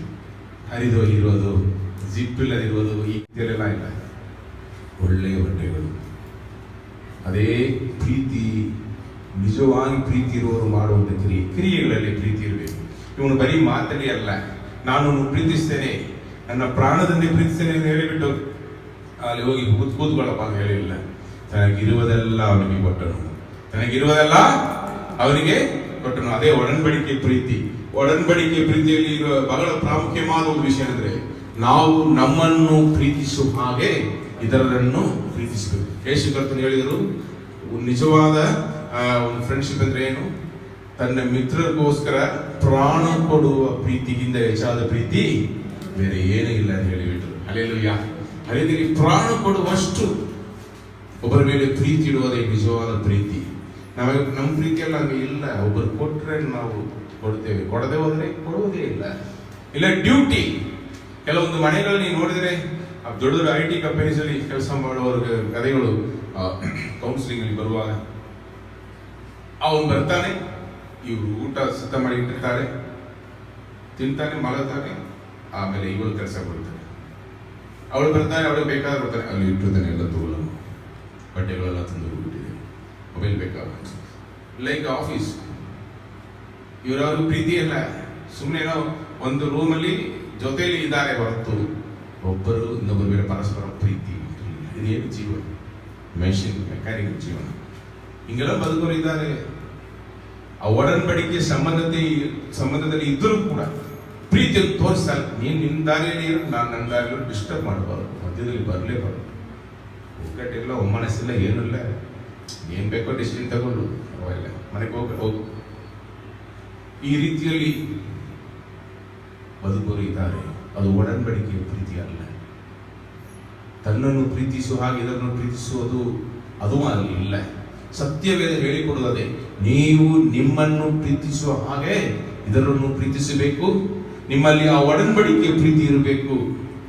ಕೊನೆಯ ತನಕ ನಂಬಿಕಸ್ಥರಾಗಿರಬೇಕು, ಸಹಾಯ ಮಾಡಬೇಕು. ಅದುವೇ ನಿಜವಾದ ಪ್ರೀತಿ. ಅವನು ತನಗಿರುವುದೆಲ್ಲವನ್ನು ಕೊಟ್ಟದನ್ನು ನಾವು ನೋಡುತ್ತೇವೆ. ಆಮೇಲೆ ಮುಂದೆ ದಾವೀದನಾದರೂ ಸೌಲನು ಎಲ್ಲಿಗೆ ಕಳುಹಿಸಿದರೂ ಹೋಗಿ ಎಲ್ಲವನ್ನು ವಿವೇಕದಿಂದ ನಡೆಸುತ್ತಿದ್ದನು. ಸೌಲನು ಇವನನ್ನು ಸೇನಾಪತಿಯನ್ನಾಗಿ ನೇಮಿಸಿದನು. ಇದು ಅವನ ಸೇವಕರಿಗೂ ಎಲ್ಲಾ ಜನರಿಗೂ ಸಮ್ಮತವಾಯಿತು. ದಾವೀದನು ಫಿಲಿಷ್ಟಿಯನನ್ನು ಸಂಹರಿಸಿ ಸರ್ವಜನರೊಡನೆ ಹಿಂದಿರುಗಿ ಬರುವಾಗ ಇಸ್ರಾಯೇಲರ ಎಲ್ಲಾ ಪಟ್ಟಣಗಳಿಂದ ಸ್ತ್ರೀಯರು ಹೊರಗೆ ಬಂದು ದಮ್ಮಡಿ ತಾಳಗಳನ್ನು ಹಿಡಿದು ಸಂತೋಷದಿಂದ ಹಾಡುತ್ತಾ ಕುಣಿಯುತ್ತಾ ಅರಸನಾದ ಸೌಲನನ್ನು ಎದುರುಗೊಂಡರು.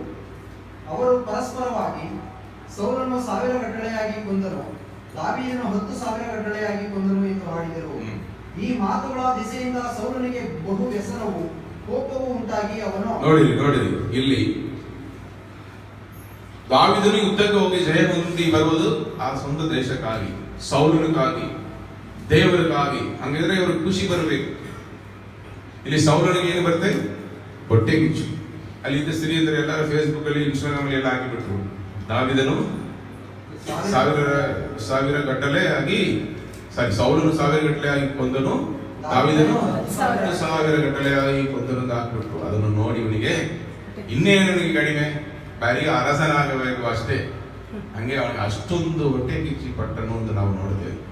ಜೊತೆಯಲ್ಲಿ ಇರುವ ಯೋನಾತಾನನು ಅವನೇ ನೆಕ್ಸ್ಟ್ ಅರಸನು, ಬಟ್ ಅವನಿಗೆ ಈ ಹೊಟ್ಟೆ ಕಿಚ್ಚಿ ಇಲ್ಲ. ಅದಕ್ಕೆ ನಾನು ಹೇಳ್ತೇನೆ, ಅವರ ನಡುವೆ ಈಗೋ ಇಲ್ಲ. ಅದಕ್ಕೆ ನಾನು ಟ್ರಾನ್ಸ್ಲೇಟ್ ಮಾಡುವಾಗೆ ಬಂದಿದೆ.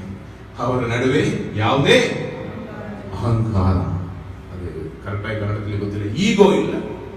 ನೀನು ನನಗಿಂತ ದೊಡ್ಡವನ, ನಾನು ನಿನ್ನ ಕೆಳಗಡೆ ಇದ್ದೇನಾ, ನಾನು ನಿನಗೆ ಕೆಲಸ ಮಾಡಬೇಕಾ, ಈ ರೀತಿಯಲ್ಲಿ ಈಗೋ ಬಂದು ಬಿಟ್ರೆ ಆ ಪ್ರೀತಿಯ ಸಂಬಂಧ ಬಹಳವಾಗಿ ಬಾಧಿಸಲ್ಪಡುವುದು.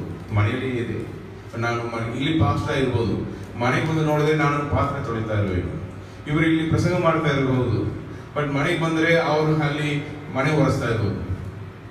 ನಾನು ಮಾಡೋದಾ, ನಾನು ನಿನಗೆ ಕೆಲಸ ಮಾಡೋದಾ? ಸೊ ನೇಲ್ಸ್ ಕಟ್ ಮಾಡಬೇಕು ಬರುತ್ತೆ, ನಾವೇ ನಮಗೆ ಕಟ್ ಮಾಡಿಸ್ಕೊಳ್ಳೋದು ಗೊತ್ತು, ಬಟ್ ನಾವು ಹೆಂಡತಿ ನಾನು ಹೆಂಡತಿ ನಾನು ಸ್ವಲ್ಪ ಮಾಡಿ ಇನ್ ಕಾಲೇಜ್ ನಾನು ನೋಡ್ಬೇಕು. ಅಯ್ಯೋ, ಹಂಗೆಲ್ಲ ಯೋಚನೆ ಮಾಡೋರು ಇದ್ದಾರೆ. ಒಂದು ಕುಟುಂಬ ಜೀವನ, ಸಹೋದರರು, ಫ್ರೆಂಡ್ಸ್ ಅಂತ ಬಂದ್ಬಿಟ್ರೆ ನಾವು ಸೇವೆಯಲ್ಲಿ ಯೇಸು ಕರ್ತನ ಹಾಗೆ ಬದಲಾಗಿ ಬಿಡಬೇಕು. ಹಲ್ಲೆಲೂಯಾ. ಯೇಸು ಕರ್ತನು ಶಿಷ್ಯರ ಕಾಲುಗಳನ್ನು ತೊಳೆದು ತೋರಿಸಿದರು.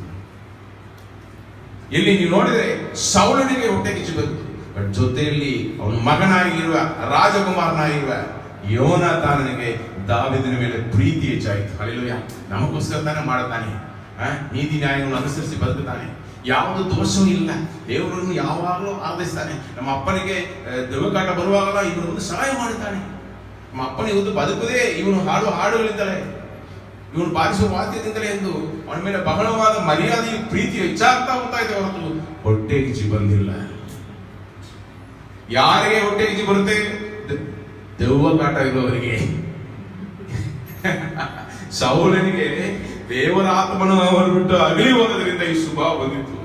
ನಾವು ನಮ್ಮನ್ನು ಪರಿಚಯಿಸಿ ನೋಡಬೇಕು. ನಾವು ಲೋಕದ ಸ್ವಭಾವಗಳಲ್ಲಿ, ಸೈತಾನ ಸ್ವಭಾವಗಳಲ್ಲಿ ಈ ಮನುಷ್ಯರ ಹಾಗೆ ನಮ್ಮ ಜೊತೆಯಲ್ಲಿ ಇರುವವರನ್ನು ನಾವು ನೋಡಬಾರದು. ಹಲ್ಲೆಲೂಯಾ.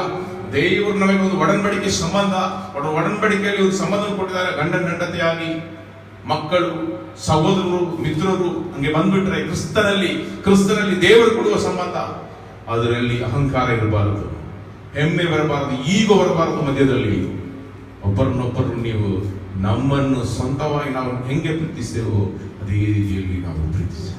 ಕೆಲವೊಂದು ಕಾರ್ಯವನ್ನು ಬಿಟ್ಟು ಕೊಡಬೇಕು, ಅವನು ಬಿಟ್ಟುಕೊಟ್ಟಿದ್ದಾನೆ. ಈ ಮಹಿಮೆ ನಡೆದಿದ್ದಾನೆ, ಬರಬೇಕು. ನಾನ್ ತಾನೇ ರಾಜಕುಮಾರನು, ನೀನು ಯುದ್ಧಕ್ಕೆ ಹೋಗಬೇಡ, ನಮ್ಮೂರವರನ್ನು ಹೇಳಿಬಿಡ್ತಾರೆ, ಇವತ್ತು ದಾವಿದು ಹೋಗಬೇಡ ಅಂತ ಹೇಳಿ ನಾನೇ ಹೋಗ್ತೇನೆ. ಯಾಕಂದ್ರೆ ನಾಳೆ ಈ ಹೆಂಗಸರು ತಿರುಗ ಒಂದು ಹಾಡು ಹೇಳ್ತಾರೆ, ಆ ಹಾಡು ನರವಾಗಿ ಹಾಡಬೇಕು. ಹಂಗೆ ಹೇಳಿಬಿಟ್ಟು ನಾನು ನಿಲ್ಲಿಸಿಬಿಟ್ಟಿರುತ್ತೆ. ಬಟ್ ಯೋನಾಥನನು ಅವನಿಗೆ ಸಬ್ಮಿಸುವ ಹಾಗೆ ಅವನ ಜೊತೆಯಲ್ಲಿ ಯುದ್ಧಕ್ಕೆ ಹೋಗ್ತಾನೆ. ಹಲ್ಲೆಲೂಯಾ. ಅವ್ರು ಹೋಗಿ ಯುದ್ಧವನ್ನು ಜಯಿಸಿಕೊಂಡು ಬರ್ತಾರೆ. ಈ ರೀತಿಯಲ್ಲಿ ಜೊತೆಗಾರನಾಗಿ, ಇಲ್ಲದ ಕೆಲವು ಸಾರಿ ದಾವೀದನು ಹೇಳ್ತಾನೆ, ಈ ರೀತಿಯಲ್ಲಿ ಮಾಡ್ಬೇಕಂದ್ರೆ ದೇವರ ಆತ್ಮನನ್ನು ಹೊಂದಿದವನು, ಅವನು ನಡೆಸಲಿಕ್ಕೆ ಇತ್ತು, ಈ ರೀತಿಯಲ್ಲಿ ಮಾಡನ್ನು ಹೇಳುವಾಗ ಯೋನಾಥನ ಒಪ್ಪಿಕೊಂಡು ಅವನ ಜೊತೆಯಲ್ಲಿ ಹೋದನು ಯುದ್ಧಕ್ಕೆ. ಹಲ್ಲೆಲೂಯಾ. ಅದೇ ನಿಜವಾದ ದೇವರಲ್ಲಿ ಇರುವ ಪ್ರೀತಿ.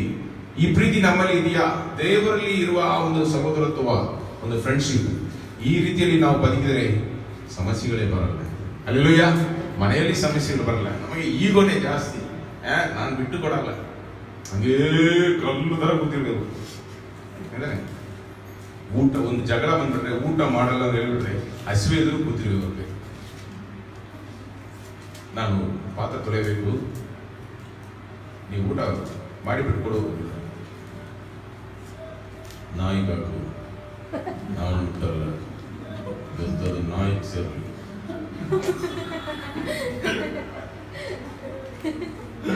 ನಾಯಿ ತರ ಬಂದಿದ್ದಾನಲ್ಲ, ವಿಗ್ರಹದ ಆಗಿಬಿಡ್ತಾರೆ. ಹಠ, ಏನು ಪ್ರಯೋಜನ? ಆ ಮನೆಯಲ್ಲಿ ದೇವರು ಬರುವುದಾ? ಒಂದು ಮನೆಯಲ್ಲಿ ಜಗಳ ಬರುವಾಗ ಸೈತಾನಿಗೆ ಜಾಗ ಸಿಗಿದೆ ಒಳಗಡೆ ಒಂದು ದಂಡನ ಕಾಣ್ತು, ನಮಗೆಲ್ಲ ಸಮಸ್ಯೆಗಳು ಕೊಟ್ಟು ಹೋಗ್ತಾನೆ. ಮಕ್ಕಳು ಮುಟ್ಟುತ್ತಾನೆ, ಫಿನಾನ್ಷಿಯಲ್ ಮುಟ್ಟುತ್ತಾನೆ, ರೋಗ ಬರುತ್ತೆ, ಅದು ಬರುತ್ತೆ, ಸಮಾಧಾನ ಕೊರತೆ ಬರುವಾಗ ಎಲ್ಲ ಸಮಸ್ಯೆಗಳು. ಅವನಿಗೆ ಅದು ಪ್ಲಾಟ್ಫಾರ್ಮ್, ಅವನು ಬಂದು ರೀಲ್ಸ್ ಹಾಕಿಬಿಟ್ಟು ಹೋಗ್ತಾನೆ. ಸೊ ನೀವೇನು ಮಾಡಬೇಕು? ನಿಮಗೆ ದೇವರು ಒಂದು ಸಮಾಧಾನ ಕೊಟ್ಟಿದ್ದಾರೆ, ಒಡಂಬಡಿಕೆ ಸಮಾಧಾನ ಕೊಟ್ಟಿದ್ದಾರ. ನೀವು ನಿಮ್ಮನ್ನು ಪ್ರೀತಿಸುವ ಹಾಗೆ ಅದರನ್ನು ಪ್ರೀತಿಸಬೇಕು. ಅತ್ತೆ ಸೊಸೆ ಬರ್ತೇನೆ, ಇದೊಂದು ಒಳ್ಳೆಯ ಕಥೆ. ಹಲವಾರು ಮನೆಗಳಲ್ಲಿ ಅತ್ತೆ ಆ ಸೊಸೆಯನ್ನು ಮಗಳಾಗಿ ನೋಡೋದೇ ಇಲ್ಲ, ಅಲ್ಲಿ ಸಮಸ್ಯೆ ಸ್ಟಾರ್ಟ್ ಆಗುತ್ತೆ. ಆ ಸೊಸೆ ಅತ್ತೆಯನ್ನು ಹೆಂಗೆ ನೋಡಬೇಕು? ತಾಯಿ ಅಂತ ನೋಡಬೇಕು. ಎಲ್ಲ ಸಮಸ್ಯೆಗಳು ಅಲ್ಲೇ ಮುಗಿದೋಗ್ಬಿಡ್ತು. ರೂತಳು, ನಹೋಮಿ, ಅವರು ಬೈಬಲ್ ಇರುವ ಆ ಒಂದು ಕಥೆಯನ್ನು ತಗೊಂಡು ಹೋದರೆ ಇಬ್ಬರು ಮದುವೆ ಆಗಿಬಿಟ್ರು. ಹೊರಟು ಹೋಗಬೇಕಾದ ಸಮಯ. ಆವಾಗ ಅವಳು ಮುದುಕಳಾಗಿದ್ದಾಳೆ ನಹೋಮಿ. ತಿರುಗ ಅವಳು ಎಲ್ಲಿ ಬರ್ತಾಳೆ? ಬೆಥಲೆಹೇಮ್ ಬರ್ತಾಳೆ. ಒಬ್ಬಳು ಬಂದ್ಬಿಟ್ರು. ಇನ್ನೊಬ್ಬ ಸೊಸೆ ಹೇಳ್ತಾಳೆ, ನಾನು ನಿನ್ನನ್ನು ಬಿಟ್ಟು ಎಲ್ಲಿ ಹೋಗುವಿಲ್ಲ. ಏನು ಅವಳು ದುಡ್ಡು ಇಟ್ಕೊಂಡಿದ್ದಾಳ, ಎಲ್ಲ ಬರಿಕೆ ಇರ್ತಾ ಇದ್ದಾನೆ. ಈ ಒಂದು ವೃದ್ಧಾವಸ್ಥೆಯಲ್ಲಿ, ವಯಸ್ಸಾದ ಸಮಯದಲ್ಲಿ ಒಂದು ವೇಳೆ ಅವರಲ್ಲಿ ಬೆಲೆ ನಿಂತಿರುವ ಹೆಂಗೆ ಹೋಗಿ ಅವರು ಸಂಪಾದಿಸಿ ಊಟ ಮಾಡುವರು? ಯಾರು ಇವರನ್ನು ಆರೈಕೆ ಮಾಡುವರು? ಯಾರು ಇವರ ಮೇಲೆ ಕರುಣೆ ತೋರಿಸುವರು? ನಾನು ಬಿಟ್ಟರೆ ಇವರ ಗತಿ ಏನಾಗುವುದು? ಆ ಸೊಸೆ ಅತ್ತೆಯನ್ನು ತಾಯಾಗಿ ನೋಡಿದ್ರಿಂದ, ನೀನು ಹೋಗೋ ಜಾಗಕ್ಕೆ ನಾನು ಬರುವೆನು, ನಿನ್ನ ಜೊತೆಯಲ್ಲಿ ನಾನಿರುವೆನು, ನಿನ್ನ ದೇವರೇ ನನ್ನ ದೇವರು, ಮರಣ ಮಾತ್ರ ನಿನ್ನನ್ನು ನನ್ನನ್ನು ಅಗಲಿಸಿ ಎಂದು ದೇವರಲ್ಲಿ ಒಡಂಬಡಿಕೆ ಮಾಡಿಕೊಂಡರು. ಅದೆಲ್ಲೋ ಪ್ರೀತಿ. ಹೆಂಗೆ ಇದ್ರೂ ಪರವಾಗಿಲ್ಲ, ನಾವು ಅತ್ತೆ ಸೊಸೆ ತಾಯಿ ಮಗಳಾಗಿ ಜೀವನವನ್ನು ನೀವು ಪ್ರಾರಂಭಿಸಿ, ಸಮಸ್ಯೆಗಳಲ್ಲಿ ನಿಲ್ಲುವುದು. ಆಮೇಲೆ ನೋಡಿರಿ, ವಿಧವೆಯಾಗಿ ಉಳಿಯಷ್ಟು ಕಾಲ ಬದುಕೋಳು. ಅಲ್ಲಿ ಹೋದ ಸ್ಥಳದಲ್ಲಿ ಅವಳು ಓಡಿ ಓಡಿ ಕೆಲಸ ಮಾಡಿ ಅವಳಿಗೆ ಊಟಕ್ಕೆ ಬೇಕಾದ ಎಲ್ಲವನ್ನು ತಂದು ಕೊಡ್ತಾಳೆ. ಇಷ್ಟೆಲ್ಲ ನನಗೆ ಸಹಾಯ ಮಾಡಿದ್ರಲ್ಲ, ಇವಳು ಜೀವನವನ್ನು ಸೆಟ್ಲ್ ಮಾಡಬೇಕೆಂದು ಅವಳು ಒಂದು ತಾಯಾಗಿ ಅವಳಿಗೆ ಮದುವೆ ಮಾಡಿಸಿಕೊಡೋದಕ್ಕೆ ಎಲ್ಲ ಏರ್ಪಾಡುಗಳು ಮಾಡಿ ಅವಳಿಗೆ ಒಳ್ಳೆಯ ಒಂದು ಗಂಡನನ್ನು ಮದುವೆಯಲ್ಲಿ ತಂದು ಕೊಡ್ತಾಳೆ. ಹಲ್ಲೆಲೂಯಾ. ಅವರಿಬ್ಬರು ಮದುವೆ ಆಗಿ ಮಗುವನ್ನು ಎತ್ತುಕೊಡುವಾಗ ಆ ನವಮಿಲಿ ಇದ್ದ ಸಂತೋಷ, ಒಡಂಬಡಿಕೆಯ ಪ್ರೀತಿ ಅದು. ಹಲ್ಲೆಲೂಯಾ. ಒಡಂಬಡಿಕೆಯ ಪ್ರೀತಿ, ತನ್ನನ್ನು ಪ್ರೀತಿಸುವ ಹಾಗೆ ಇದರನ್ನು ಪ್ರೀತಿಸುವಾಗ ಎಲ್ಲ ಸಮಸ್ಯೆಗಳು ಅಲ್ಲಿ ಮುಗಿದೋಗ್ಬಿಡುತ್ತೆ. ಈಗೋ ಬರಲ್ಲ, ಸಹಿಸಿಕೊಳ್ಳುತ್ತೀರಿ, ಎಲ್ಲ ಬಂದುಬಿಡುತ್ತೆ. ಆದ್ರಿಂದ ನೀವು ನೋಡಿದರೆ ಆ ರಾಜಕುಮಾರನಾಗಿ ಇರುವ ಯೋನತಾನನು ದಾವೀದನನ್ನು ಆ ರೀತಿ ನೀವು ನೋಡಲಿಲ್ಲ. ನಮಗಿಂತ ದೊಡ್ಡವನು ಇವನು ಬರ್ಬಾರದು ಅಂತ ಹೇಳಿದ್ರೆ, ಬಾ ನಮ್ಮ ಜೊತೆಗೆ ಇರು. ಅವನ ಕಡೆಯಿಂದ ಅವನು ಕಳೆದುಕೊಂಡನು. ಹಲ್ಲೆಲೂಯಾ. ನಮ್ಮ ಫ್ರೆಂಡ್ಸು, ನಮ್ಮ ಸಹೋದರರು, ಒಂದು ವೇಳೆ ನೀವು ದೇವರ ಆಲಯಕ್ಕೆ ಬರ್ತೀರಾ, ದೇವರನ್ನು ಆರಾಧಿಸ್ತೀರಾ, ಅಭಿಷೇಕ ಹೊಂದಿದವರಾಗಿದ್ದೀರಾ, ನಿಮ್ಮ ದಾರಿಗಳು ಸರಿಯಾಗಿರುತ್ತಾ, ಅವ್ರ ಕಡೆಯಿಂದ ಇನ್ನೊಬ್ಬರು ಏನ್ ಮಾಡಬೇಕು? ಕಲಿದುಕೊಳ್ಳಬೇಕು. Hallelujah, hallelujah. ನನ್ನ ತಂಗಿ ಶೋಭಾ ಇದ್ದಾರೆ ಇಲ್ಲಿ, ಅವರು ಸ್ಟೇಟಸ್ ಅಲ್ಲಿ ಹಾಕುವಾಗ ಅವ್ರ ಕುಟುಂಬದಲ್ಲಿ ಇರೋರು ನನ್ನ ಸಂಬಂಧದಲ್ಲಿ ಇದ್ದಾರೆ. ಅವರು ಅದೇ ರೀತಿಯಲ್ಲಿ ವಾಕ್ಯಗಳು ಹಾಕೋದು ನಾನು ನೋಡ್ತೇನೆ. ಅವ್ರು ಇಲ್ಲಿ ಪ್ರಾರ್ಥನೆ ಬರ್ತಾರ, ಅವ್ರನ್ನ ಕರ್ಕೊಂಡು ಹೋಗಿದ್ದಾರೆ. ಇಲ್ಲಿ ಹೋದ್ರೆ ನಮ್ಮ ಜೀವನವೂ ಚೆನ್ನಾಗಿರುತ್ತೆ. ಸೊ ಒಬ್ಬರ ಬದಲಾವಣೆ, ಒಬ್ಬರಲ್ಲಿ ಇರುವ ಪ್ರೀತಿ, ಒಬ್ಬರಲ್ಲಿ ಇರುವ ಒಡಂಬಡಿಕೆಯ ಪ್ರೀತಿ ಇನ್ನೊಬ್ಬರನ್ನು ದೇವರಲ್ಲಿ ಕರ್ಕೊಂಡು ಬರುತ್ತೆ. ಅದೇ ಸಾಕ್ಷಿ. ಹಲ್ಲೆಲೂಯಾ. ಇದು ಇಲ್ಲದಿದ್ದರೆ ನಾವು ಕ್ರೈಸ್ತರನ್ನು ಹೇಳಿಕೊಳ್ಳೋದು, ಹೊಗಳಿಕೊಳ್ಳೋದು ವೇಸ್ಟ್. ಅರ್ಥವಾಯ್ತಾ ನಾನು ಹೇಳೋದು ನಿಮಗೆ? ಸಿಂಪಲ್ ಆಗಿ ಬದುಕೋದಕ್ಕೆ ಕಳೆದುಕೊಳ್ಳಿರಿ. ನಾವು ದೇವರ ಮಕ್ಕಳು ಅಂತ ಹೇಳಿಕೊಂಡು, ನಾನು ಎಷ್ಟೋ ಜೀವನದಲ್ಲಿ ಎಷ್ಟೋ ದರ್ಶನಗಳು ದೇವರೊಂದಿಗೆ, ದೇವರು ನನ್ನ ಜೊತೆ ಎಷ್ಟೋ ಸಾರಿ ಮಾತನಾಡಿದ್ರು. ಅದೆಲ್ಲ ತಿಳಿಸುವಂತ ಒಂದು ತಿಳಿಸಿದ್ರು ಅರ್ಥವಾಗಲ್ಲ. ಶರೀರ ಬಿಟ್ಟು ಹೊರಗಡೆ ಹೋದ ಸಮಯಗಳೇ ಒಂದು 4-5 ಸಮಯಗಳು ಇತ್ತು. ಇದೆಲ್ಲ ಹೇಳಿಕೊಂಡಿರೋದ್ರಲ್ಲಿ ನಾನು ಒಂದು ದೊಡ್ಡವನ್ನು ತೋರಿಸಿಕೊಳ್ಳಬಹುದು. ಬಟ್ ಜೀವನದಲ್ಲಿ ಬರುವಾಗ ನಾವು ಸಾಮಾನ್ಯ ಮನುಷ್ಯನಾಗಿ, ಪ್ರೌಢರಾಗಿ ಒಂದು ಮನೆಯಲ್ಲಿ ಕೆಲಸ ಮಾಡಿ, ಮಕ್ಕಳನ್ನು ನೋಡಿಕೊಂಡು, ಅಡಿಗೆ ಮನೆಯಲ್ಲಿ ನಿಂದು ಬೊಬ್ಬು ಸುರಿಸ್ತಾ ದೋಸೆ ಮಾಡಿ ಮಕ್ಕಳು ಕೊಟ್ಟು, ಅವರು ನಮಗೆ ತಕ್ಕ ಸಮಯದಲ್ಲಿ ತಂದೆ ತಾಯಿ ನಮಗೆ ಊಟ ಕೊಡ್ತಾರೆ ಎಂದು ತೋರಿಸುವ ಪ್ರೀತಿ ನೀವು ಮಾಡುವ ಪ್ರಸರದಿಂದ 100 ಪಟ್ಟು ಹೆಚ್ಚಾಗಿರುತ್ತೆ. ಹಲ್ಲೆಲೂಯಾ.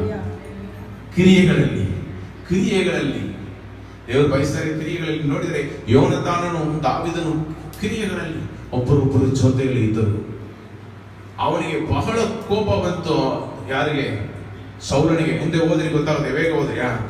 ಈ ಮಾತುಗಳ ದೆಸೆಯಿಂದ ಸೌಲನಿಗೆ ಬಹು ವ್ಯಸನವೂ ಕೋಪವೂ ಉಂಟಾಗಿ ಅವನು, ದಾವೀದನು 10,000 ಗಟ್ಟಳೆಯಾಗಿ ಕೊಂದನೆಂದು, ನಾನು 1000 ಗಟ್ಟಳೆಯಾಗಿ ಕೊಂದನೆಂದು ಹಾಡುತ್ತಾರಲ್ಲ, ರಾಜತ್ವದ ಹೊರತು ಅವನಿಗೆ ಇನ್ನೇನು ಕಡಿಮೆಯಾದ ಹಾಗಾಯಿತು ಅಂದುಕೊಂಡು ಅಂದಿನಿಂದ ಅವನ ಮೇಲೆ ಕಣ್ಣಿಟ್ಟನು. ಮರುದಿನ ದೇವರಿಂದ ಕಳುಹಿಸಲ್ಪಟ್ಟ ದುರಾತ್ಮವು ಸೌಲನ ಮೇಲೆ ಬಂದದರಿಂದ ಅವನು ಬುದ್ಧಿಗೆಟ್ಟು ಮನೆಯೊಳಗೆ ಕೂಗುತ್ತಿದ್ದನು. ಅವನ ಕೈಯಲ್ಲಿ ಒಂದು ಈಟಿ ಇತ್ತು. ದಾವೀದನು ಕ್ರಮದ ಪ್ರಕಾರ ಕಿನ್ನರಿಯನ್ನು ಬಾರಿಸುತ್ತಾ ಇದ್ದನು. ಆಗ ಸೌಲನು ದಾವೀದನನ್ನು ಗೋಡೆಗೆ ಹತ್ತಿಕೊಳ್ಳುವ ಹಾಗೆ ತೆಗೆಯುವನೆಂದುಕೊಂಡು ಈಟಿಯನ್ನು ಎಸೆದನು. ದಾವೀದನು 2 ಸಾರಿ ತಪ್ಪಿಸಿಕೊಂಡನು. ಯೆಹೋವನು ಸೌಲನನ್ನು ಬಿಟ್ಟು ದಾವೀದನ ಸಂಗಡ ಇದ್ದದರಿಂದ ಸೌಲನು ದಾವೀದನಿಗೆ ಭಯಪಟ್ಟು ಅವನನ್ನು ತನ್ನ ಸಾನ್ನಿಧ್ಯ ಸೇವೆಯಿಂದ ತಪ್ಪಿಸಿ ಸೈನ್ಯದಲ್ಲಿ ಸಹಸ್ರಾಧಿಪತಿಯನ್ನಾಗಿ ನೇಮಿಸಿದನು. ಹಲ್ಲೆಲೂಯಾ. ಆದರೂ ನೋಡಿರಿ, ಅವನನ್ನು ಸಾಯಿಸಬೇಕು. ನಮಗಿಂತ ಹೆಚ್ಚಾಗಿದ್ದಾನಲ್ಲ.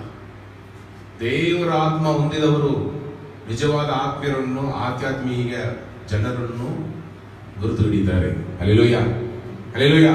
ಯಾರಿಗೆ ದೇವರ ಆತ್ಮ ಇದ್ದಾರೋ ಅವರಲ್ಲಿ ಅವರು ಖಂಡಿತವಾಗಿ ಸ್ಪಿರಿಚುವಲ್ ಪೀಪಲ್ ಅನ್ನು ಬಹಳ ಸುಲಭವಾಗಿ ಅವರು ಗುರುತು ಹಿಡಿತಾರೆ. ದೇವರ ಆತ್ಮ ಇಲ್ಲದವರು ಅವರನ್ನು ಬೇರೆ ರೀತಿಯಲ್ಲಿ ನೋಡುವರು. ಅವರ ಕ್ರಿಯೆಗಳು ಅವರಿಗೆ ಇಷ್ಟವಾಗುವುದಿಲ್ಲ. ನೀತಿವಂತರ ಕ್ರಿಯೆಗಳು ದುಷ್ಟರಿಗೆ ಇಷ್ಟವಾಗುವುದಿಲ್ಲ, ದುಷ್ಟರ ಕ್ರಿಯೆಗಳು ನೀತಿವಂತರಿಗೆ ಇಷ್ಟವಾಗುವುದಿಲ್ಲ. They can not stay together. ಇಲ್ಲಿ ಅದೇ ನಡೀತಾ ಇದೆ. ದೇವರಾತ್ಮ ಇಲ್ಲ, ಆದ್ದರಿಂದ ಸಹಾಯ ಮಾಡಲು ಬಂದವನನ್ನು ಸಾಯಿಸುವುದಕ್ಕೆ ಪ್ರಯತ್ನ ಮಾಡ್ತಾನೆ ಸೌಲನು. ಆಮೇಲೆ ನೋಡಿದರೆ 17ನೇ ವಾಕ್ಯದಲ್ಲಿ ನೋಡಿದರೆ, ಒಂದು ದಿವಸ ಸೌಲನು ಇವನು ನನ್ನ ಕೈಯಿಂದಲ್ಲ ಫಿಲಿಷ್ಟಿಯರ ಕೈಯಿಂದ ಸಾಯಲಿ ಎಂದು ಆಲೋಚಿಸಿಕೊಂಡು ದಾವೀದನಿಗೆ, ನೀನು ನನ್ನ ವೀರನಾಗಿ ಹೋಗಿ ಯೆಹೋವನ ಯುದ್ಧಗಳನ್ನು ನಡೆಸು, ನಾನು ನನ್ನ ಹಿರಿಯ ಮಗಳಾದ ಮೇರಗಳನ್ನು ನಿನಗೆ ಮದುವೆ ಮಾಡಿಕೊಡುತ್ತೇನೆ ಅಂದನು. ಅದಕ್ಕೆ ದಾವೀದನು, ಅರಸನ ಅಳಿಯನಾಗುವುದಕ್ಕೆ ನಾನೆಷ್ಟರವನು? ಇಸ್ರಾಯೇಲ್ಯರಲ್ಲಿ ನನ್ನ ಕುಲವು ಕುಟುಂಬವು ಎಷ್ಟರವು ಅಂದನು. ಸೌಲನು ತನ್ನ ಮಗಳಾದ ಮೇರಗಳನ್ನು ದಾವೀದನಿಗೆ ಕೊಡತಕ್ಕ ಕಾಲ ಬಂದಾಗ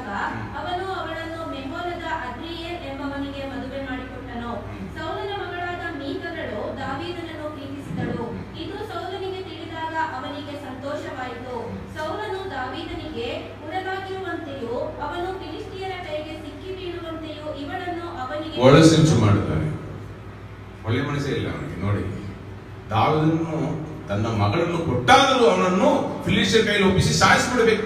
ಫಿಲಿಸ್ಟಿಯರ್ ಕೈಯಿಂದ ತಪ್ಪಿಸಿ ಕಾಪಾಡಿದವನು ದಾವೀದನು. ಫಿಲಿಸ್ಟಿಯರ್ ಕೈಯಲ್ಲಿ ಇವನನ್ನು ನಾವು ಕೊಲ್ಲಿಸಿಬಿಡೋಣ ಎಂದು ಒಂದು ಒಳಸಂಚು, ಒಂದು ಕೆಟ್ಟ ಯೋಜನೆಯನ್ನು ಮಾಡೋದು ನೋಡ್ತೇವೆ.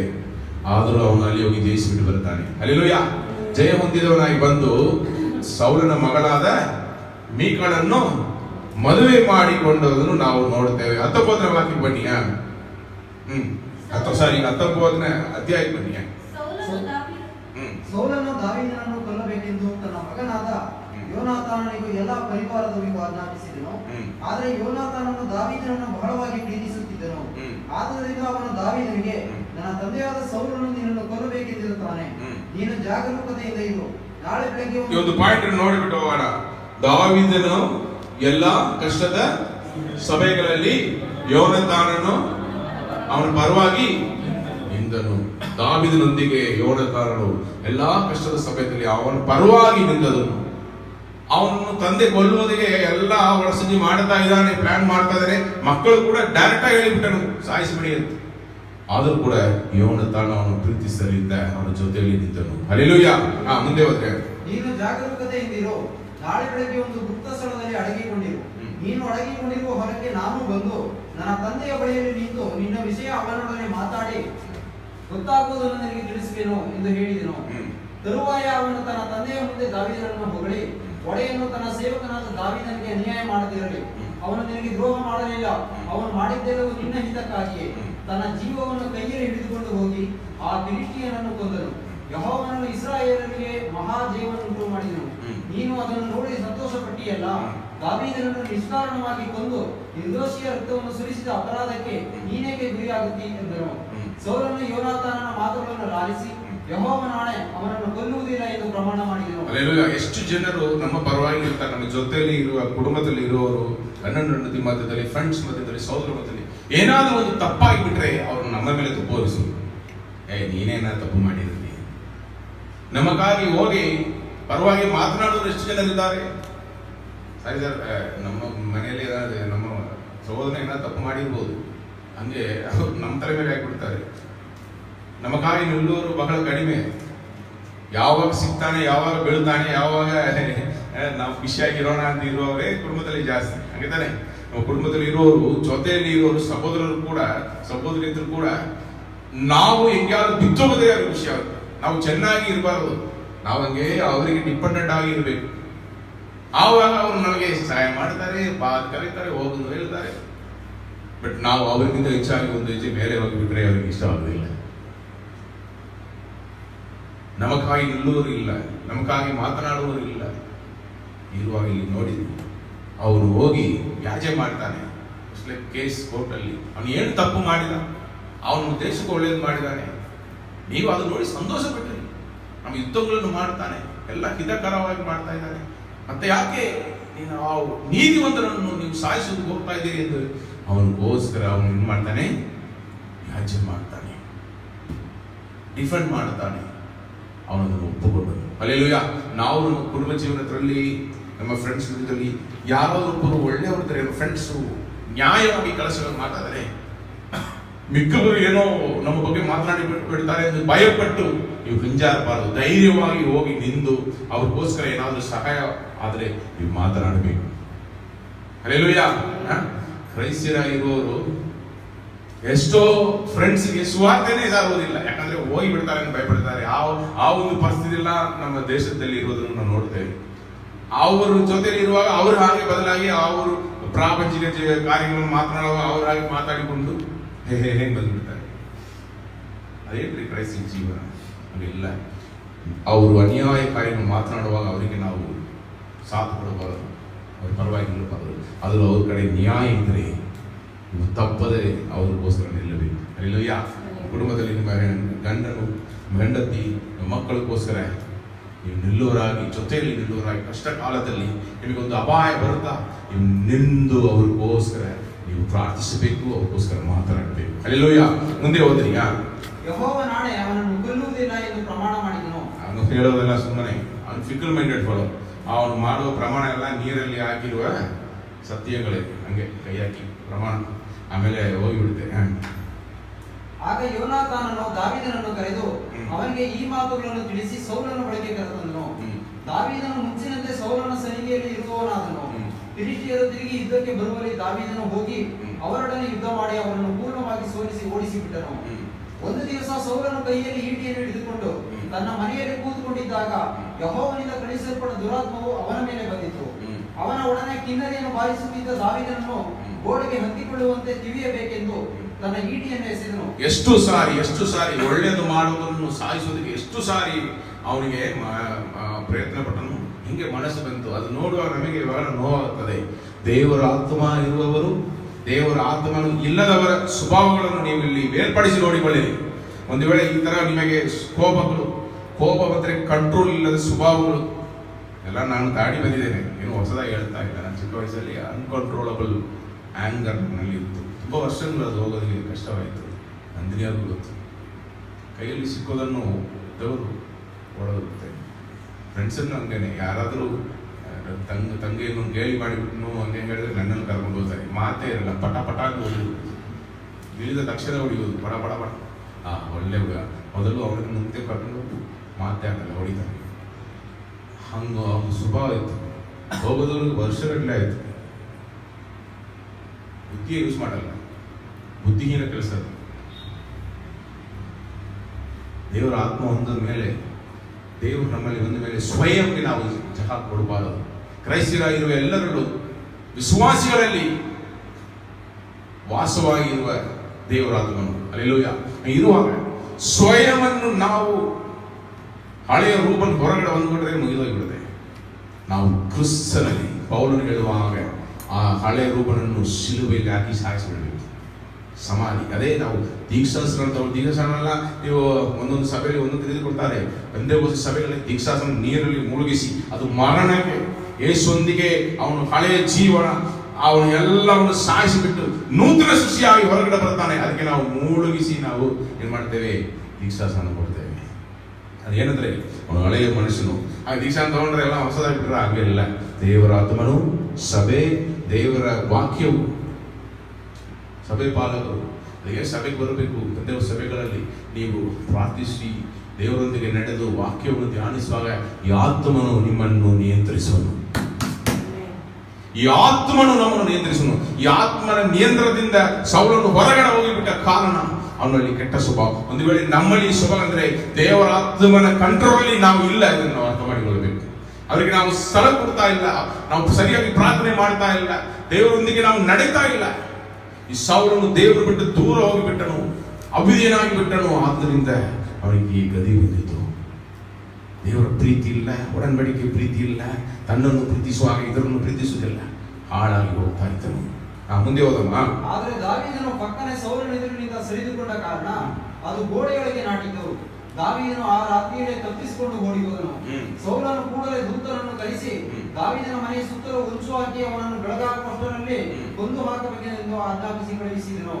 ಮೀಕಲಳು ತನ್ನ ಗಂಡನಾದ ದಾವೀದನಿಗೆ, ನೀನು ಈ ರಾತ್ರಿಯೇ ತಪ್ಪಿಸಿಕೊಳ್ಳದಿದ್ದರೆ ನಾಳೆ ಬೆಳಿಗ್ಗೆ ಹತನಾಗುವಿ ಎಂದು ಹೇಳಿ ಅವನನ್ನು ಕಿಟಕಿಯಿಂದ ಕೆಳಗಿಳಿಸಲು ಅವನು ಓಡಿ ಹೋಗಿ ತಪ್ಪಿಸಿಕೊಂಡನು. ದಾವೀದನ ಜೀವನ, ಅಭಿಷೇಕಿಸಲ್ಪಟ್ಟವರ ಜೀವನ, ಆರಿಸಲ್ಪಟ್ಟವರ ಜೀವನ. ಯೇಸು ಕರ್ತನು ಹೇಳಿದ, ಈ ಲೋಕದಲ್ಲಿ ನಿಮಗೆ ಪತ್ರಗಳು, ಅದನ್ನು ನಾನು ಒಂದು ದಿವಸ ಅವನು ಅರಸನಾಗಿ ಕೂತಿದ್ದನು. ಅವನು ಅರಸನಾಗಿ ಕೂತ್ಕೊಳ್ಳೋದಕ್ಕೆ ಮುಂಚೆ ಅವನು ಹಾದು ಬಂದ ದಾರಿಯನ್ನು ನೋಡಿ ಎಷ್ಟು ಸಾರಿ ಅವನನ್ನು ಸಾಯಿಸಬೇಕೆಂದು ಪ್ರಯತ್ನ ಮಾಡಿದರು. ಆದರೂ ದೇವರು ಕೈ ಬಿಟ್ಟಲಿಲ್ಲ. ಯಾಕೆ ಗೊತ್ತಾ? ದಾವೀದನಲ್ಲಿ ದೇವರ ಪ್ರೀತಿ ಇದ್ದದರಿಂದ, ದೇವರ ಅಭಿಷೇಕ ಇದ್ದದರಿಂದ, ಅಭಿಷೇಕದ ಮುಖಾಂತರ ಸಿಗೋದು ಪ್ರೀತಿ. ಆ ಪ್ರೀತಿ ಇದ್ದದರಿಂದ ಅವನು ನೀತಿ ನ್ಯಾಯಗಳನ್ನು ಅನುಸರಿಸಿ ಕಟ್ಟಳೆಗಳನ್ನು ಹಿಂಬಾಲಿಸುವನಾಗಿದ್ದರಿಂದ ದೇವರು ಅವನಿಗೆ ಸಹಾಯ ಮಾಡಿದರು.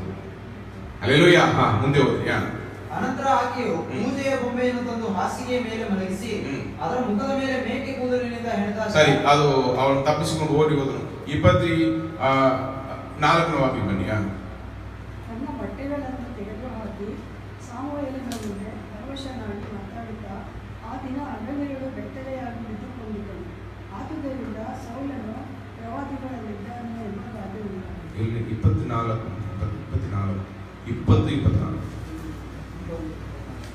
ದಾವೀದನು ಅಡವಿಯಲ್ಲಿ ಅಡಗಿಕೊಂಡನು. ಸರಿ, ಅದು ಮುಂಚೆ ಜೋನತಾನನು ಬರ್ತಾನಲ್ಲ, 18ನೇ ವಾಕ್ಯ ಓದಮ್ಮ. 18ನೇ ವಾಕ್ಯ ಯೋನಾತಾನನು ದಾವೀದನಿಗೆ, ಹಾ. ನಾಳೆ ಶುದ್ಧ ಪಾಡ್ಯವು, ನಿನ್ನ ಸ್ಥಳವು ಬರಿದಾಗಿರುವುದನ್ನು ಅರಸನು ಕಂಡು ನಿನ್ನ ವಿಷಯವಾಗಿ ವಿಚಾರಿಸುವನು. ನೀನು 3ನೇ ದಿನದಲ್ಲಿ ಮೊದಲು ಅಡಗಿಕೊಂಡಿದ್ದ ಸ್ಥಳಕ್ಕೆ ಬೇಗ ಬಂದು ಅಲ್ಲಿನ ಕಲ್ಲು ಕೂಪೆಯ ಬಳಿಯಲ್ಲಿ ಕೂತುಕೊಂಡಿರು. ನಾನು ಗುರಿಯಿಟ್ಟವನೋ ಎಂಬಂತೆ ಅದರ ಕಡೆಗೆ 3 ಬಾಣಗಳನ್ನು ಎಸೆದು ಕೂಡಲೇ ಅವುಗಳನ್ನು ತರುವುದಕ್ಕಾಗಿ ನನ್ನ ಆಳನ್ನು ಕಳುಹಿಸುವೆನು. ನಾನು ಅವನಿಗೆ, ಬಾಣಗಳು ಈಚೆ ಬಿದ್ದಿರುತ್ತವೆ, ಅವುಗಳನ್ನು ತೆಗೆದುಕೊಂಡು ಬಾ ಎಂದು ಹೇಳಿದರೆ ನೀನು ಬಾ. ಯೆಹೋವನಾಣೆ, ಯಾವ ಕೇಡೂ ಸಂಭವಿಸದೆ ಸುರಕ್ಷಿತನಾಗಿರುವಿ. ಆದರೆ ಬಾಣಗಳು ಆಚೆ ಬಿದ್ದಿರುತ್ತವೆ ಎಂದು ಹೇಳಿದರೆ ಹೊರಟು ಹೋಗು. ನೀನು ಹೋಗುವುದೇ ಯೆಹೋವನ ಚಿತ್ತವಾಗಿದೆ. ನಮ್ಮಿಬ್ಬರ ಒಡಂಬಡಿಕೆಗೆ ಯೆಹೋವನೇ ನಿತ್ಯ ಸಾಕ್ಷಿಯಾಗಿರುವನು. ಹಲ್ಲೆಲೂಯ. ದೇವರನ್ನು ಮಧ್ಯದಲ್ಲಿ ಇಟ್ಟಿರುವ ಒಂದು ಪ್ರೀತಿಯ ಸಂಬಂಧ ಅದು. ಹಲ್ಲೆಲೂಯ. ನಮ್ಮ ಸಂಬಂಧಗಳು ಮಧ್ಯದಲ್ಲಿ ನಮ್ಮ ಯೇಸು ಕರ್ತನು ಇರಬೇಕು. ಕ್ರಿಸ್ತನ ಮೇಲೆ ನಮ್ಮ ಸಂಬಂಧಗಳು ಕಟ್ಟಲ್ಪಡಬೇಕು. ನಮ್ಮ ಫ್ರೆಂಡ್ಶಿಪ್ ಆಗಿರಲಿ, ನಮ್ಮ ಸಹೋದರತ್ವವಾಗಿರಲಿ, ಈವನ್ ಕುಟುಂಬ ಜೀವನವಾಗಿರಲಿ, ಕ್ರಿಸ್ತನ ಮೇಲೆ ಅದು ಕಟ್ಟಲ್ಪಡಬೇಕು. ಹಲ್ಲೆಲೂಯ. ಅದಕ್ಕೆ ಮದುವೆಗಳು ಸಭೆಯಲ್ಲಿ ನಡೀತಾ ಇರೋದು. ಒಂದು ಮದುವೆ ಅಂದ್ರೆ ಕೆಲವೊಂದು ಜನ ನೋಡಿದ್ರೆ ಅವ್ರು ಮಂಟಪಗಳಲ್ಲಿ ನಡೆಸ್ಕೊಳ್ತಾರೆ. ಬಟ್ ಹೆಂಗೆ ನಡೆಸಿದ್ರು ಕ್ರಿಸ್ತನ ಮೇಲೆ ಅದು ಕಟ್ಟಲ್ಪಡಬೇಕು. ಹಲ್ಲೆಲೂಯ. ಕ್ರಿಸ್ತನಲ್ಲಿ ಅದು ಕಟ್ಟಲ್ಪಡುವಾಗ ಆ ಗಂಡನ ಹೆಂಡತಿ ಮಧ್ಯದಲ್ಲಿ ಯೇಸು ಕರ್ತನ ಇರಲೇಬೇಕು. ಅದೇ ರೀತಿ ಫ್ರೆಂಡ್ಶಿಪ್ ಅಲ್ಲಿ ಮಧ್ಯದಲ್ಲಿ ಯೇಸು ಕರ್ತನ ಇರಬೇಕು. ಕ್ರಿಸ್ತನಲ್ಲಿ ಇರುವ ಸಂಬಂಧ ನೆಲೆಗೊಂಡಿರುವುದು, ಕ್ರಿಸ್ತನಲ್ಲಿ ಇರುವ ಸಹೋದರತ್ವ ನೆಲೆಗೊಂಡಿರುವುದು. ಹಲ್ಲೆಲೂಯ. ಇಲ್ಲಿ ನೀವು ಹೋದ್ರೆ ಆ ಯೋನಾತಾನನು ಅವನಿಗೋಸ್ಕರ ನಿಲ್ತಾ ಇದ್ದಾನೆ, ಅವನನ್ನು ಕಾಪಾಡುತ್ತಾನೆ. ಒಡಂಬಡಿಕೆ, ದೇವರು ನಮ್ಮ ಮಧ್ಯದಲ್ಲಿ ಇದ್ದಾರೆ. ಅವನು ಒಂದು ವೇಳೆ ದಾವೀದನ ಜೊತೆಯಲ್ಲಿ ಹೋಗಿರ್ಬೋದು, ಬಟ್ ಹೋಗ್ತಾ ಇಲ್ಲ. ಅವನು ಹೋದರೆ ಇವನ್ ತಂದೆ ಮಾಡ್ತಾ ಇರುವ ಎಲ್ಲ ಒಳಸಂಜೀವನ ಗೊತ್ತಾಗುದಿಲ್ಲ. ಆದ್ರಿಂದ ತಂದೆ ಜೊತೆಯಲ್ಲೇ ಇತ್ತು, ತನ್ನ ಫ್ರೆಂಡ್ಗೆ ಅವನು ಸಹಾಯ ಮಾಡ್ತಾ ಇದ್ದಾನೆ. ಹಲ್ಲೆಲೂಯ. ಮುಂದೆಯಾ ದಾವೀದನು ಅಡವಿಯಲ್ಲಿ ಅಡಗಿಕೊಂಡನು.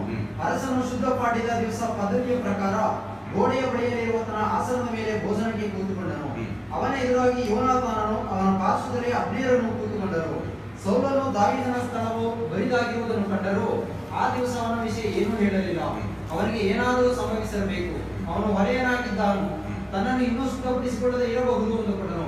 ಮರು ದಿವಸದಲ್ಲಿಯೂ, ಅಂದರೆ ತಿಂಗಳಿನ 2ನೇ ದಿವಸದಲ್ಲಿಯೂ ದಾವೀದನ ಸ್ಥಾನವು ಬರಿದಾಗಿದ್ದರಿಂದ ಸೌಲನು, ಇಷಯನ ಮಗನು ನಿನ್ನೆಯೂ ಇವತ್ತು ಭೋಜನಕ್ಕೆ ಯಾಕೆ ಬರಲಿಲ್ಲ ಎಂದು ತನ್ನ ಮಗನಾದ ಯೋನಾತಾನನನ್ನು ಕೇಳಿದನು.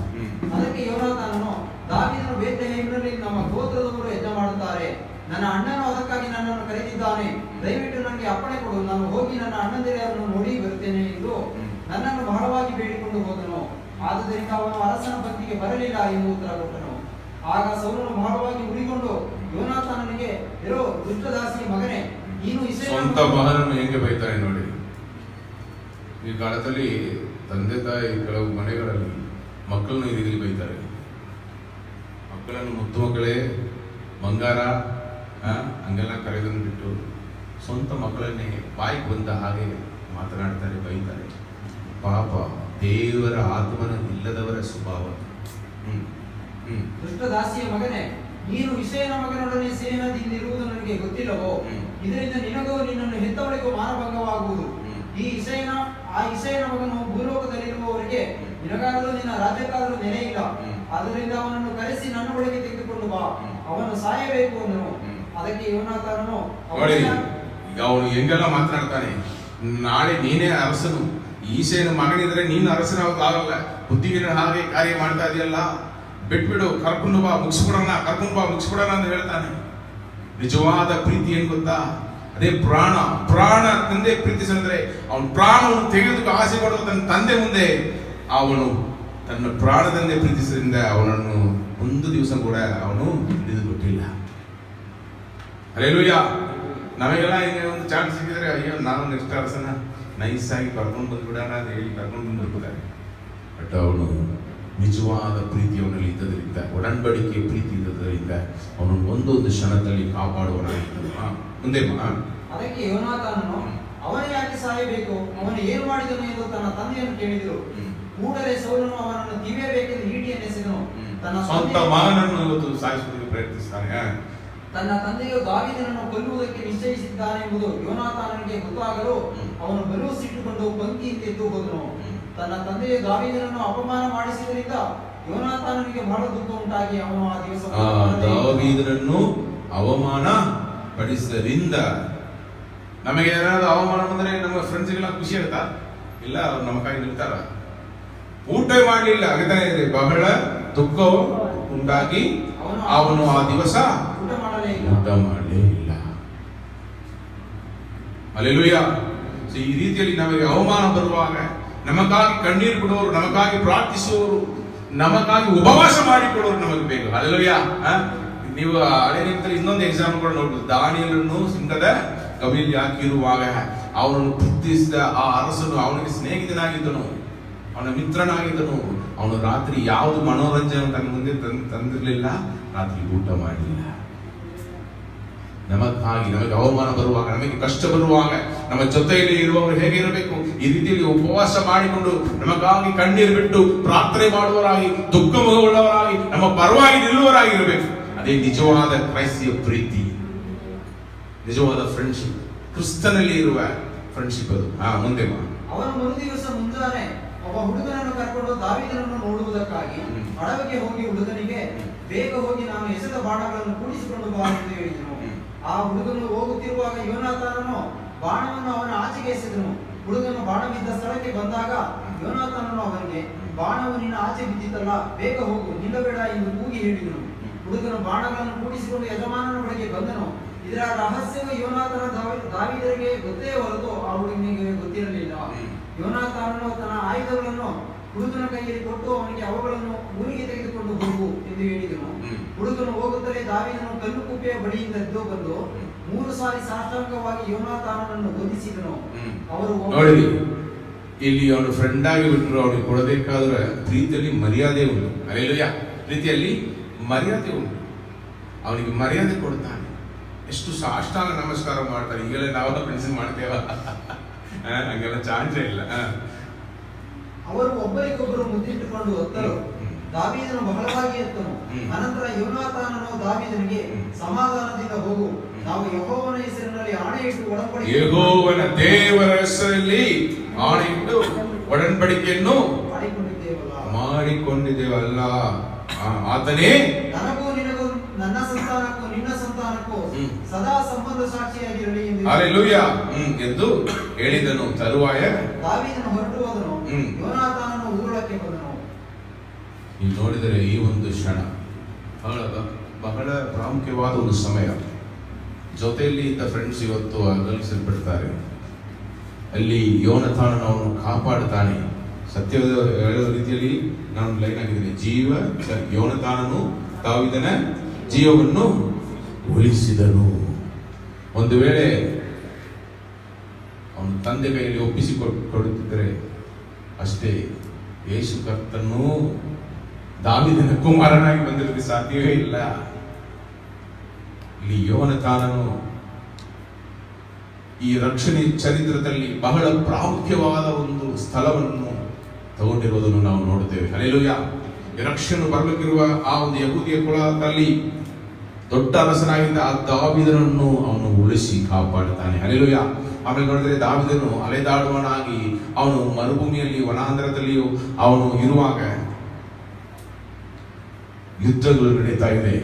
2 ಸಾರಿ ಸೌಲನು ದಾವೀದನ ಕೈಯಲ್ಲಿ ಒಪ್ಪಿಸಿಕೊಡಲ್ಪಟ್ಟದನ್ನು ನಾವು ನೋಡುತ್ತೇವೆ. ದಾವೀದನಿಗೆ ಒಂದು ಸುಲಭವಾದ ದಾರಿ, ಅದು ಶಾರ್ಟ್ಕಟ್ ದಾರಿ. ಸೌಲನು ಕೈಯಲ್ಲಿ ಸಿಕ್ಕಿದ್ದಾನೆ, ಇವತ್ತು ಸಾಯಿಸಿಬಿಟ್ರೆ ಯಾರು ಅರಸನಾಗಿ ಕೂತ್ಕೊಳ್ಳೋನು? ದಾವೀದನ ಜೊತೆಯಲ್ಲಿ ಯಾರಿದ್ದಾನೆ? ತನ್ನ ಸ್ನೇಹಿತನಾಗಿರುವ ಯೋನಾತಾನನು. ಅವನು ಕೈಯಲ್ಲಿ ಸಿಕ್ಕಿದರೂ ಕೂಡ ದಾವೀದನು ಅವನು ಸಾಯಿಸಲಿಲ್ಲ. ಅಷ್ಟು ಸತ್ಯ ಸ್ವರೂಪನಾದ ದೇವರ ಮಗನಾಗಿದ್ದನು. ಅವನು ವೃದ್ಧನಾಗಿ ಸಾಯಲಿ, ಯುದ್ಧದಲ್ಲಿ ಸಾಯಲಿ, ವೈರಿಗಳ ಕೈಯಲ್ಲಿ ಸಾಯಲಿ, ಬಟ್ ನಾನು ದೇವರು ಅಭಿಷೇಕಿಸುವನು ಸಾಯಿಸುವುದಿಲ್ಲ. ದೇವರು ನನಗೊಂದು ಸಮಯ ಇಟ್ಟಿದ್ದಾರೆ, ಅದು ತನಕ ನಾನು ಕಷ್ಟಗಳು ಬಂದರೂ ಸಹಿಸಿಕೊಳ್ಳುವೇನು ಎಂದು ದೇವರ ಚಿತ್ತವನ್ನು ಮಾಡಿದವನು ದಾವೀದನು. ಹಲ್ಲೆಲೂಯಾ. ಅವನು ಸೌಲನ ಮುಖವನ್ನು ನೋಡಿ ದೇವರನ್ನ ಯಾವ ಬಂದಿರುತ್ತೆ, ಪಕ್ಕದಲ್ಲಿ ಮಲಗಿರುವ ಯೋನಾತಾನನನ್ನು ಅವನು ನೋಡಿದನು. ಅವನಿಗೆ ಕಣ್ಣೀರು ಬಂದಿರುತ್ತೆ. ಜೊತೆಯಲ್ಲಿ ಇರಬೇಕಾದ ಸ್ನೇಹಿತನು ಎಲ್ಲಿ ಇದ್ದಾನೆ? ನನಗೋಸ್ಕರ ತಾನೆ. ಅವನು ದೂರವಾಗಿದ್ದರು, ಅವನು ದಾವೀದನಿಗೋಸ್ಕರ ಸೌಲನ ಜೊತೆಯಲ್ಲಿ ಇದ್ದರು. ಅದೇ ನಿಜವಾದ ಪ್ರೀತಿ. ಹಲ್ಲೆಲೂಯಾ. ನೋಡಿದರೆ ಸಮಯಗಳು ಒಂದೇ ಹುಟ್ಟಿ ಹೋಗ್ತಾ ಇದೆ. 1 ದಿವಸ ಬರುತ್ತೆ, ಸೌಲನು ಯುದ್ಧದಲ್ಲಿ ತೀರಿ ಹೋಗ್ತಾನೆ. ಯೋನಾತಾನನು ಅವನ ಅಪ್ಪನ ಜೊತೆಯಲ್ಲೇ ಇದ್ದು ತೀರಿ ಹೋದನು. ಯುದ್ಧದಲ್ಲಿ ಎಲ್ಲರೂ ಮರಣ ಹೊಂದಿದರು, ಸೌಲನ ಮಕ್ಕಳು ಮರಣ ಹೊಂದಿದರು. ಆದರೂ ಅವರಲ್ಲಿ ಇದ್ದ ಪ್ರೀತಿ ಸ್ವಲ್ಪ ಕೂಡ ಬದಲಾಗಿಲ್ಲ. ಅವರು ಸತ್ತ ಮೇಲೆ ಆ ಒಂದು ಸುದ್ದಿಯನ್ನು ತಂದು ಕೊಟ್ಟ ಒಂದು ಅನ್ಯ ಜಾತಿಯಲ್ಲಿರುವ ಒಬ್ಬ ಸೈನಿಕರನ್ನು ದಾವಿದನು ಸನ್ಮಾನ ಕೊಡ್ತಾನೆ ಎಂದು ನಂಬಿ ಅವನು ಮುಂದೆ ಬಂದು ಹೇಳಿದನು. ಆ ಒಂದು ಸಮಯದಲ್ಲಿ ದಾವಿದನು ಅರಸನಾಗುವಷ್ಟು ಹತ್ತಿರ ಹೋಗಿದ್ದಾನೆ. ಇನ್ನು ಸ್ವಲ್ಪ ಕಾಲದಲ್ಲಿ ಅರಸನಾಗಿ ಬಿಡುತ್ತಾನೆ. ಆ ಒಂದು ಸಮಯದಲ್ಲಿ ನೀವು ನೋಡಿದರೆ ಕೋಪದಲ್ಲಿ ಹೇಳುತ್ತಾನೆ, ಈ ಅಭಿಷೇಕಿಸುವ ಮೇಲೆ ಹೇಗೆ ಕೈ ಹಾಕಿದೆ, ಯಾರಲ್ಲಿ ತಲೆಯನ್ನು ತೆಗೆದ. ಆಮೇಲೆ ಒಂದು ಗೀತವನ್ನು ಅವನು ಹಾಡುತ್ತಾನೆ. 2 ಸಾಮುವೇಲನು ಅಧ್ಯಾಯ 1 19ನೇ ವಾಕ್ಯವನ್ನು 2 ಸಾಮುವೇಲನು ಇಸ್ರಾಯೇಲ್ಯರೇ, ನಿಮ್ಮ ವೈಭವವು ನಿಮ್ಮ ಗುಡ್ಡಗಳಲ್ಲಿ ಮಣ್ಣು ಪಾಲಾಗಿ ಹೋಯಿತು. ಅಯ್ಯೋ ಪರಾಕ್ರಮಶಾಲಿಗಳೇ, ಹೇಗೆ ಹತರಾದಿರಿ! ಈ ಸಂಗತಿಗಳನ್ನು ಗತ್ತೂರಿನಲ್ಲಿ ತಿಳಿಸಬೇಡಿರಿ, ಅಷ್ಕೆಲೋನಿನ ಬೀದಿಗಳಲ್ಲಿ ಸಾರಬೇಡಿರಿ. 23 ಸೌಲ ಯೋನಾತಾನರು ಪ್ರಿಯರು ಮನೋಹರರು ಆಗಿದ್ದರು. ಅವರು ಜೀವಿಸುವಾಗಲೂ ಸಾಯುವಾಗಲೂ ಅಗಲಿದವರಲ್ಲ. ಅವರು ಹದ್ದುಗಳಿಗಿಂತಲೂ ವೇಗವುಳ್ಳವರು, ಸಿಂಹಗಳಿಗಿಂತಲೂ ಬಲವುಳ್ಳವರು. ಇಸ್ರಾಯೇಲ್ ಸ್ತ್ರೀಯರೇ, ಸೌಲನಿಗಾಗಿ ಗೋಳಾಡಿರಿ. ನಿಮಗೆ ಉಲ್ಲಾಸಕರವಾದ ರತ್ನಾಂಬರಗಳನ್ನು ಉಡಿಸಿ ಅವುಗಳ ಮೇಲೆ ಸುವರ್ಣಾಭರಣಗಳನ್ನು ತೊಡಿಸಿದವನು ಆತನೇ ಅಲ್ಲವೋ? ಅಯ್ಯೋ ಪರಾಕ್ರಮಶಾಲಿಗಳೇ, ಯುದ್ಧದಲ್ಲಿ ಹೇಗೆ ಮಡಿದು ಹೋದಿರಿ! ಯೋನಾತಾನನು ನಿಮ್ಮ ಬೆಟ್ಟಗಳಲ್ಲಿ ಹತನಾಗಿ ಬಿದ್ದಿದ್ದಾನಲ್ಲ. ಯೋನಾತಾನನೇ, ನನ್ನ ಸಹೋದರನೇ, ಯೋನಾತಾನನೇ, ನನ್ನ ಸಹೋದರನೇ, ನಿನಗೋಸ್ಕರ ನನ್ನಲ್ಲಿ ಬಹು ಸಂಕಟ ಉಂಟಾಗಿದೆ. ಅವನ ಸ್ವಂತ ಸಹೋದರ ಅವನನ್ನು ಅವನನ್ನು ಪ್ರೀತಿಸಲಿಲ್ಲ. ಅವನು ಯುದ್ಧಕ್ಕೆ ಬಂದು ಗೋಲಿಯಾತನನ್ನು ಸಾಯಿಸಿಬಿಡ್ತೇನೆ ಎಂದು ಮಾತನಾಡುವಾಗ, ನೀನು ಹೋಗಿ ಕುರಿಗಳನ್ನು ಮೇಯಿಸು, ನಿನಗೆ ಇಲ್ಲಿ ಏನು ಕೆಲಸ ಎಂದು ಹೇಳಿದವರು ಅವನ ಸಹೋದರರು. ಬಟ್ ಇಲ್ಲಿ ಅವನು ಜೊತೆಯಲ್ಲಿ ಹುಟ್ಟಿದವರಿಗಿಂತ ಹೆಚ್ಚಾಗಿ ಪ್ರೀತಿಸಿದ ಒಬ್ಬ ಸಹೋದರನಿದ್ರು. ದೇವರು ಕೊಟ್ಟ ಸಂಬಂಧ ಅದು. ದೇವರು ಕೊಟ್ಟ ಸಹೋದರನು, ದೇವರಲ್ಲಿ ಇದ್ದ ಒಂದು ಸಂಬಂಧ ಅದು. ಹಲ್ಲೆಲೂಯಾ. ಆದ್ರಿಂದ ಅವನಿಗೆ ಹೇಳ್ತಾನೆ, ಯೋನಾತಾನನೇ, ನನ್ನ ಸಹೋದರನೇ, ನಿನಗೋಸ್ಕರ ನನ್ನಲ್ಲಿ ಬಹು ಸಂಕಟ ಉಂಟಾಗಿದೆ. ನೀನು ನನಗೆ ಬಹು ಮನೋಹರನಾಗಿದ್ದಿ. ನನ್ನ ಮೇಲೆ ಇದ್ದ ನಿನ್ನ ಪ್ರೀತಿಯು ಆಶ್ಚರ್ಯಕರವಾದದೇ ಸರಿ. ಅದು ಸತಿ ಪ್ರೇಮಕ್ಕಿಂತ ಶ್ರೇಷ್ಠವಾದದ್ದು. ಪಾಪ ಅವನ ಮದುವೆ ಆಗಿ ಅವನಿಗೆ ಹೆಂಡತಿ ಪ್ರೀತಿ ಸಿಕ್ಕಿಲ್ಲ, ಅಲೆದಾಡುತ್ತಿದ್ದನು. ಇಲ್ಲಿ ನೋಡಿದರೆ ಈ ಲೋಕದಲ್ಲಿ ಪ್ರೀತಿ ಅಂತ ಹೇಳಿದ್ರೆ, ಲವ್ ಸ್ಟೋರಿ ಅಂತ ಹೇಳಿದ್ರೆ, ಫ್ರೆಂಡ್ಶಿಪ್ ಎಲ್ಲ ಯಾರು ಲೆಕ್ಕಾಚಾರ ತಗೊಳ್ತಾರೆ? ಪ್ರೇಮಿಗಳ ಕಥೆ ಹೆಚ್ಚಾಗಿ ಗೆಲ್ಲುತ್ತದೆ. ಬಟ್ ಇಲ್ಲಿ ನೋಡಿದರೆ ಅವನು ಹೇಳ್ತಾನೆ, ಸತಿ ಪ್ರೇಮಕ್ಕಿಂತ ಶ್ರೇಷ್ಠವಾದ ಪ್ರೀತಿಯನ್ನು ಯಾವ ಸ್ತ್ರೀ ಕೂಡ ನನಗೆ ಈ ರೀತಿಯಲ್ಲಿ ಪ್ರೀತಿ ತೋರಿಸಲಿಲ್ಲ. ಯೋನಾತಾನ ನನಗೆ ತೋರಿಸಿದರು. ಪ್ರಾಣ ಕೊಡುವಷ್ಟು ಅವನ ತಂದೆ. ನಾವು ಅಗಲಿಸಲ್ಪಟ್ಟು ನಮ್ಮ ಪ್ರೀತಿಯಲ್ಲಿ ಯಾವುದು ಬದಲಾವಣೆ ಇಲ್ಲ. ನನಗೋಸ್ಕರ ಅವನು ಅಗಲಿಸಲ್ಪಟ್ಟನು, ನನಗೋಸ್ಕರ ಅವನ ತಂದೆ ಜೊತೆಯಲ್ಲಿ ನಿಂತನು, ನನಗೋಸ್ಕರ ನಿಂತನು, ನನಗೋಸ್ಕರ ನನ್ನ ಪರವಾಗಿ ಮಾತನಾಡಿದನು. ಅವನ ಆಯುಧಗಳು, ಅವನಿಗಿರೋದೆಲ್ಲವನ್ನು ನನಗೆ ಕೊಟ್ಟನು. ಈ ರೀತಿಯಲ್ಲಿ ನನ್ನನ್ನು ಪ್ರೀತಿಸುವವರು ಯಾರಿಲ್ಲ. ಒಡಂಬಡಿಕೆ ಮಾಡಿಕೊಂಡನು. ಹೇಳಿದನು, ನಾನು ನಿನಗೆ ಸಹಾಯ ಮಾಡ್ತೇನೆ, ಪ್ರೀತಿಸರೆ ನನ್ನ ಮಕ್ಕಳನ್ನು ಸಂಧಾನಕ್ಕೂ ನೀನು ಕರುಣೆ ತೋರಿಸು. ದೇವರು ನಮ್ಮ ಮಧ್ಯದಲ್ಲಿ ಇರಲಿ. ಈ ಒಂದು ಸಂಬಂಧ, ಈ ಒಂದು ಪ್ರೀತಿಯ ಸಂಬಂಧ ನನ್ನನ್ನು ಬಿಟ್ಟು ನಾನು ಇರುವ ತನಕ ಮಾತ್ರ ಅಲ್ಲ, ನಾನು ತೀರಿ ಹೋದ ಮೇಲೆಯೂ ಅದು ಮುಂದುವರಿಯಲಿ ಎಂದು ಅವನಿಗೆ ಹೇಳಿದನು, ಆಸೆ ಪಟ್ಟನು.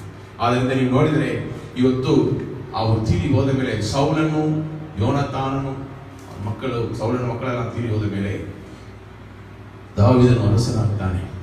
ಈ ದಾವೀದನು ಅರಸನಾಗಿ ಅವನು ಯೆರೂಸಲೇಮಿಗೆ ಬರ್ತಾನೆ, ದೊಡ್ಡವನಾಗಿ ಬಿಡ್ತಾನೆ. ಅವನು 12 ಕುಲಗಳನ್ನು ಆಳ್ವಿಕೆ ಮಾಡುವನಾಗಿ ಬದಲಾದ ಮೇಲೆ ಕೂಡ ಒಂದು ವಾಕ್ಯವನ್ನು ತಗೊಂಡು ಹೋದ್ರಿ. 2 ಸಾಮುವೇಲನು ಅಧ್ಯಾಯ 9. ಅವನು ಕೊಟ್ಟಂತ ಮಾತನ್ನು, ಆ ಒಡಂಬಡಿಕೆಯನ್ನು, ಆ ಒಂದು ವಾಗ್ದಾನವನ್ನು ಅವನು ಪೂರೈಸುವನಾಗಿದ್ದರು. ದಾವೀದನು ಯೋನಾತಾನನಿಗೆ ನೀಡಿದ ವಾಗ್ದಾನವನ್ನು ಪೂರೈಸಿದ. ಅದೇ ಒಂದು ನಿತ್ಯವಾದ, ಒಂದು ಶಾಶ್ವತವಾದ ಪ್ರೀತಿಯನ್ನು ತೋರಿಸುವಂತದ್ದಾಗಿರುತ್ತೆ. ಓದಿ. ಒಂದು ದಿವಸ ದಾವೀದನು ಸೌಲನ ಮನೆಯವರಲ್ಲಿ ಯಾರಾದರೂ ಉಳಿದಿರುತ್ತಾರೋ, ನಾನು ಅವರಿಗೆ ಯೋನಾತಾನನ ಸಲುವಾಗಿ ದಯ ತೋರಿಸಬೇಕೆಂದಿರುತ್ತೇನೆ. ನೋಡಿದರೆ ಹೊಸದಾಗಿ ಅರಸನಾಗಿ ಬರುವನು ಹಳೆಯ ಅರಸನ ಮಕ್ಕಳನ್ನು ಯಾರನ್ನು ಬಿಟ್ಬಿಡುವುದಿಲ್ಲ, ಎಲ್ಲರೂ ಸಾಯಿಸ್ಬಿಡ್ತಾನೆ. ಯಾಕಂದ್ರೆ ಅವ್ರು ತಿರುಗಾ ಯುದ್ಧಕ್ಕೆ ಬರ್ತಾರೆ, ಅವನಿಗೆ ತೊಂದರೆ ಆಗಿಬಿಡ್ತಾರೆ.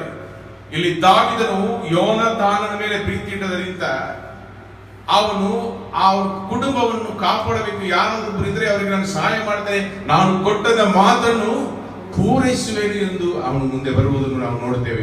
ಸೌಲನ ಮನೆಯಲ್ಲಿ ದಾಸನಾಗಿದ್ದ ಜೀವನೆಂಬ ಒಬ್ಬ ಮನುಷ್ಯನನ್ನು ಕರಕೊಂಡು ಬಂದರು. ಅರಸನು ಅವನನ್ನು, ನೀನು ಜೀವನೋ ಎಂದು ಕೇಳಲು ಅವನು, ನಿನ್ನ ಸೇವಕನಾದ ನಾನು ಜೀವನೇ ಎಂದು ಉತ್ತರ ಕೊಟ್ಟನು. ಅರಸನು ಅವನಿಗೆ, ಸೌಲನ ಕುಟುಂಬದವರಲ್ಲಿ ಯಾರಾದರೂ ಉಳಿದಿದ್ದರೆ ಹೇಳು, ನಾನು ದೇವರನ್ನು ನೆನೆಸಿ ಅವರಿಗೆ ದಯೆ ತೋರಿಸುತ್ತೇನೆ ಅಂದನು. ಆಗ ಜೀವನು ಅರಸನಿಗೆ, ಯೋನಾತಾನನಿಗೆ 2 ಕಾಲು ಕುಂಟಾದ ಒಬ್ಬ ಮಗನಿರುತ್ತಾನೆ ಎಂದು ಹೇಳಿದನು. ಚೆನ್ನಾಗಿದ್ರೆ ಕೂಡ ನಾವು ಯೋಚನೆ ಮಾಡೋ ಬರಲಿ ಅಂತ. 2 ಕಾಲು ಕುಂಟನಾಗಿರುವ ಒಬ್ಬ ಮಗನಿದ್ದಾನೆ. ಅವನನ್ನು ಯಾರು ನೋಡ್ತಾರೆ, ಹರಿಕೆ ಮಾಡ್ತಾರೆ, ಎಲ್ಲಾದ್ರೂ ಇಟ್ಟು ನೋಡ್ಕೊಳ್ಳು ಅಂತ ಹೇಳುವ ಆ ಒಂದು ಮನಸ್ಸು ಬಂದು ಬಿಡುತ್ತೆ. ಬಟ್ ದಾವೀದ ಏನ್ ಮಾಡ್ತಾನೆ ನೋಡೋಣ. ಅರಸನು ಎಲ್ಲಿರುತ್ತಾನೆ ಎಂದು ಅವನನ್ನು ಕೇಳಲು ಅವನು, ಲೋದೆಬಾರಿನಲ್ಲಿರುವ ಅಮ್ಮೀಯೇಲನ ಮಗನಾದ ಮಾಕೀರನ ಮನೆಯಲ್ಲಿರುತ್ತಾನೆ ಎಂದು ಉತ್ತರ ಕೊಟ್ಟನು. ಕೂಡಲೇ ಅರಸನು ದೂತರನ್ನು ಕಳುಹಿಸಿ ಅವನನ್ನು ಲೋದೆಬಾರಿನಲ್ಲಿದ್ದ ಅಮ್ಮೀಯೇಲನ ಮಗನಾದ ಮಾಕೀರನ ಮನೆಯಿಂದ ಕರೆಸಿದನು. ಸೌಲನ ಮೊಮ್ಮಗನು ಯೋನಾತಾನನ ಮಗನೂ ಆದ ಮೆಫೀಬೋಶೆತನು ಬಂದಾಗ ದಾವೀದನಿಗೆ ಸಾಷ್ಟಾಂಗ ನಮಸ್ಕಾರ ಮಾಡಿದನು. ದಾವೀದನು ಮೆಫೀಬೋಶೆತನೇ ಅನ್ನಲು ಅವನು, ನಿನ್ನ ಸೇವಕನಾದ ನಾನು ಇಲ್ಲಿದ್ದೇನೆ ಎಂದನು.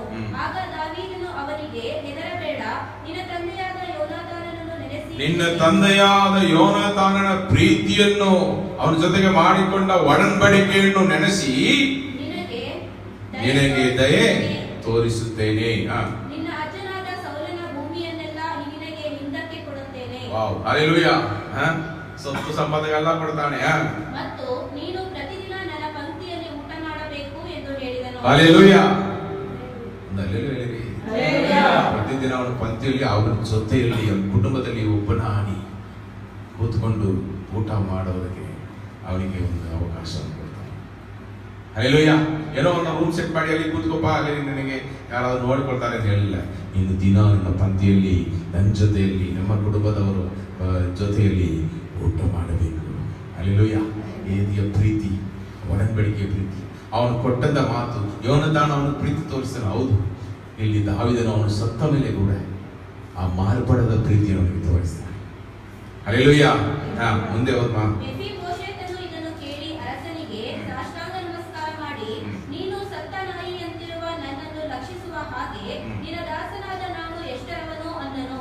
ಅನಂತರ ದಾವೀದನು ಸೌಲನ ಸೇವಕನಾದ ಜೀವನನ್ನು ಕರೆದು ಅವನಿಗೆ, ನಿನ್ನ ಯಜಮಾನನಾದ ಸೌಲನಿಗೂ ಅವನ ಕುಟುಂಬದವರಿಗೂ ಇದ್ದದ್ದನ್ನೆಲ್ಲ ಅವನ ಮೊಮ್ಮಗನಿಗೆ ಕೊಟ್ಟಿರುತ್ತೇನೆ. ನೀನು ನಿನ್ನ ಮಕ್ಕಳಾದ ದಾಸರು ನಿನ್ನ ಯಜಮಾನನ ಮೊಮ್ಮಗನಿಗೋಸ್ಕರ ಆ ಭೂಮಿಯನ್ನು ವ್ಯವಸಾಯ ಮಾಡಿ ಅದರ ಬೆಳೆಯನ್ನು ಇವನ ಮನೆಯವರ ಅಶನಾರ್ಥವಾಗಿ ತಂದು ಕೊಡಬೇಕು. ಹಂಗೆ ಸೆಟಲ್ ಮಾಡ್ತಾನೆ. ಅವನ ಕೆಲಸ ಮಾಡೋಕ್ಕಾಗಲ್ಲ. ಇರುವಾಗ ಅವನು ಸೆಟಲ್ ಮಾಡಿ ಅವನಿಗೆ ಎಲ್ಲ ಹತ್ಯತೆಗಳನ್ನು ಪೂರೈಸಿದ. ಆಮೇಲೆ 13ನೇ ವಾಕ್ಯ ಓದಿ ಮುಗಿಸಮ್ಮ.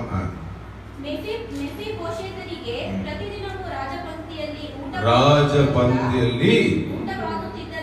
ಊಟವಾಗುತ್ತಿದ್ದರಿಂದ ಅವನು ಯೆರೂಸಲೇಮಿನಲ್ಲೇ ವಾಸಿಸಿದನು. ಅವನ 2 ಕಾಲುಗಳು ಕುಂಟಾಗಿದ್ದವು. ಎಷ್ಟು ಪ್ರೀತಿ! ಹಲ್ಲೆಲೂಯಾ. ದೇವರಲ್ಲಿ ಇರುವ ಪ್ರೀತಿ ಮನುಷ್ಯರಲ್ಲಿ ಬರಬೇಕು.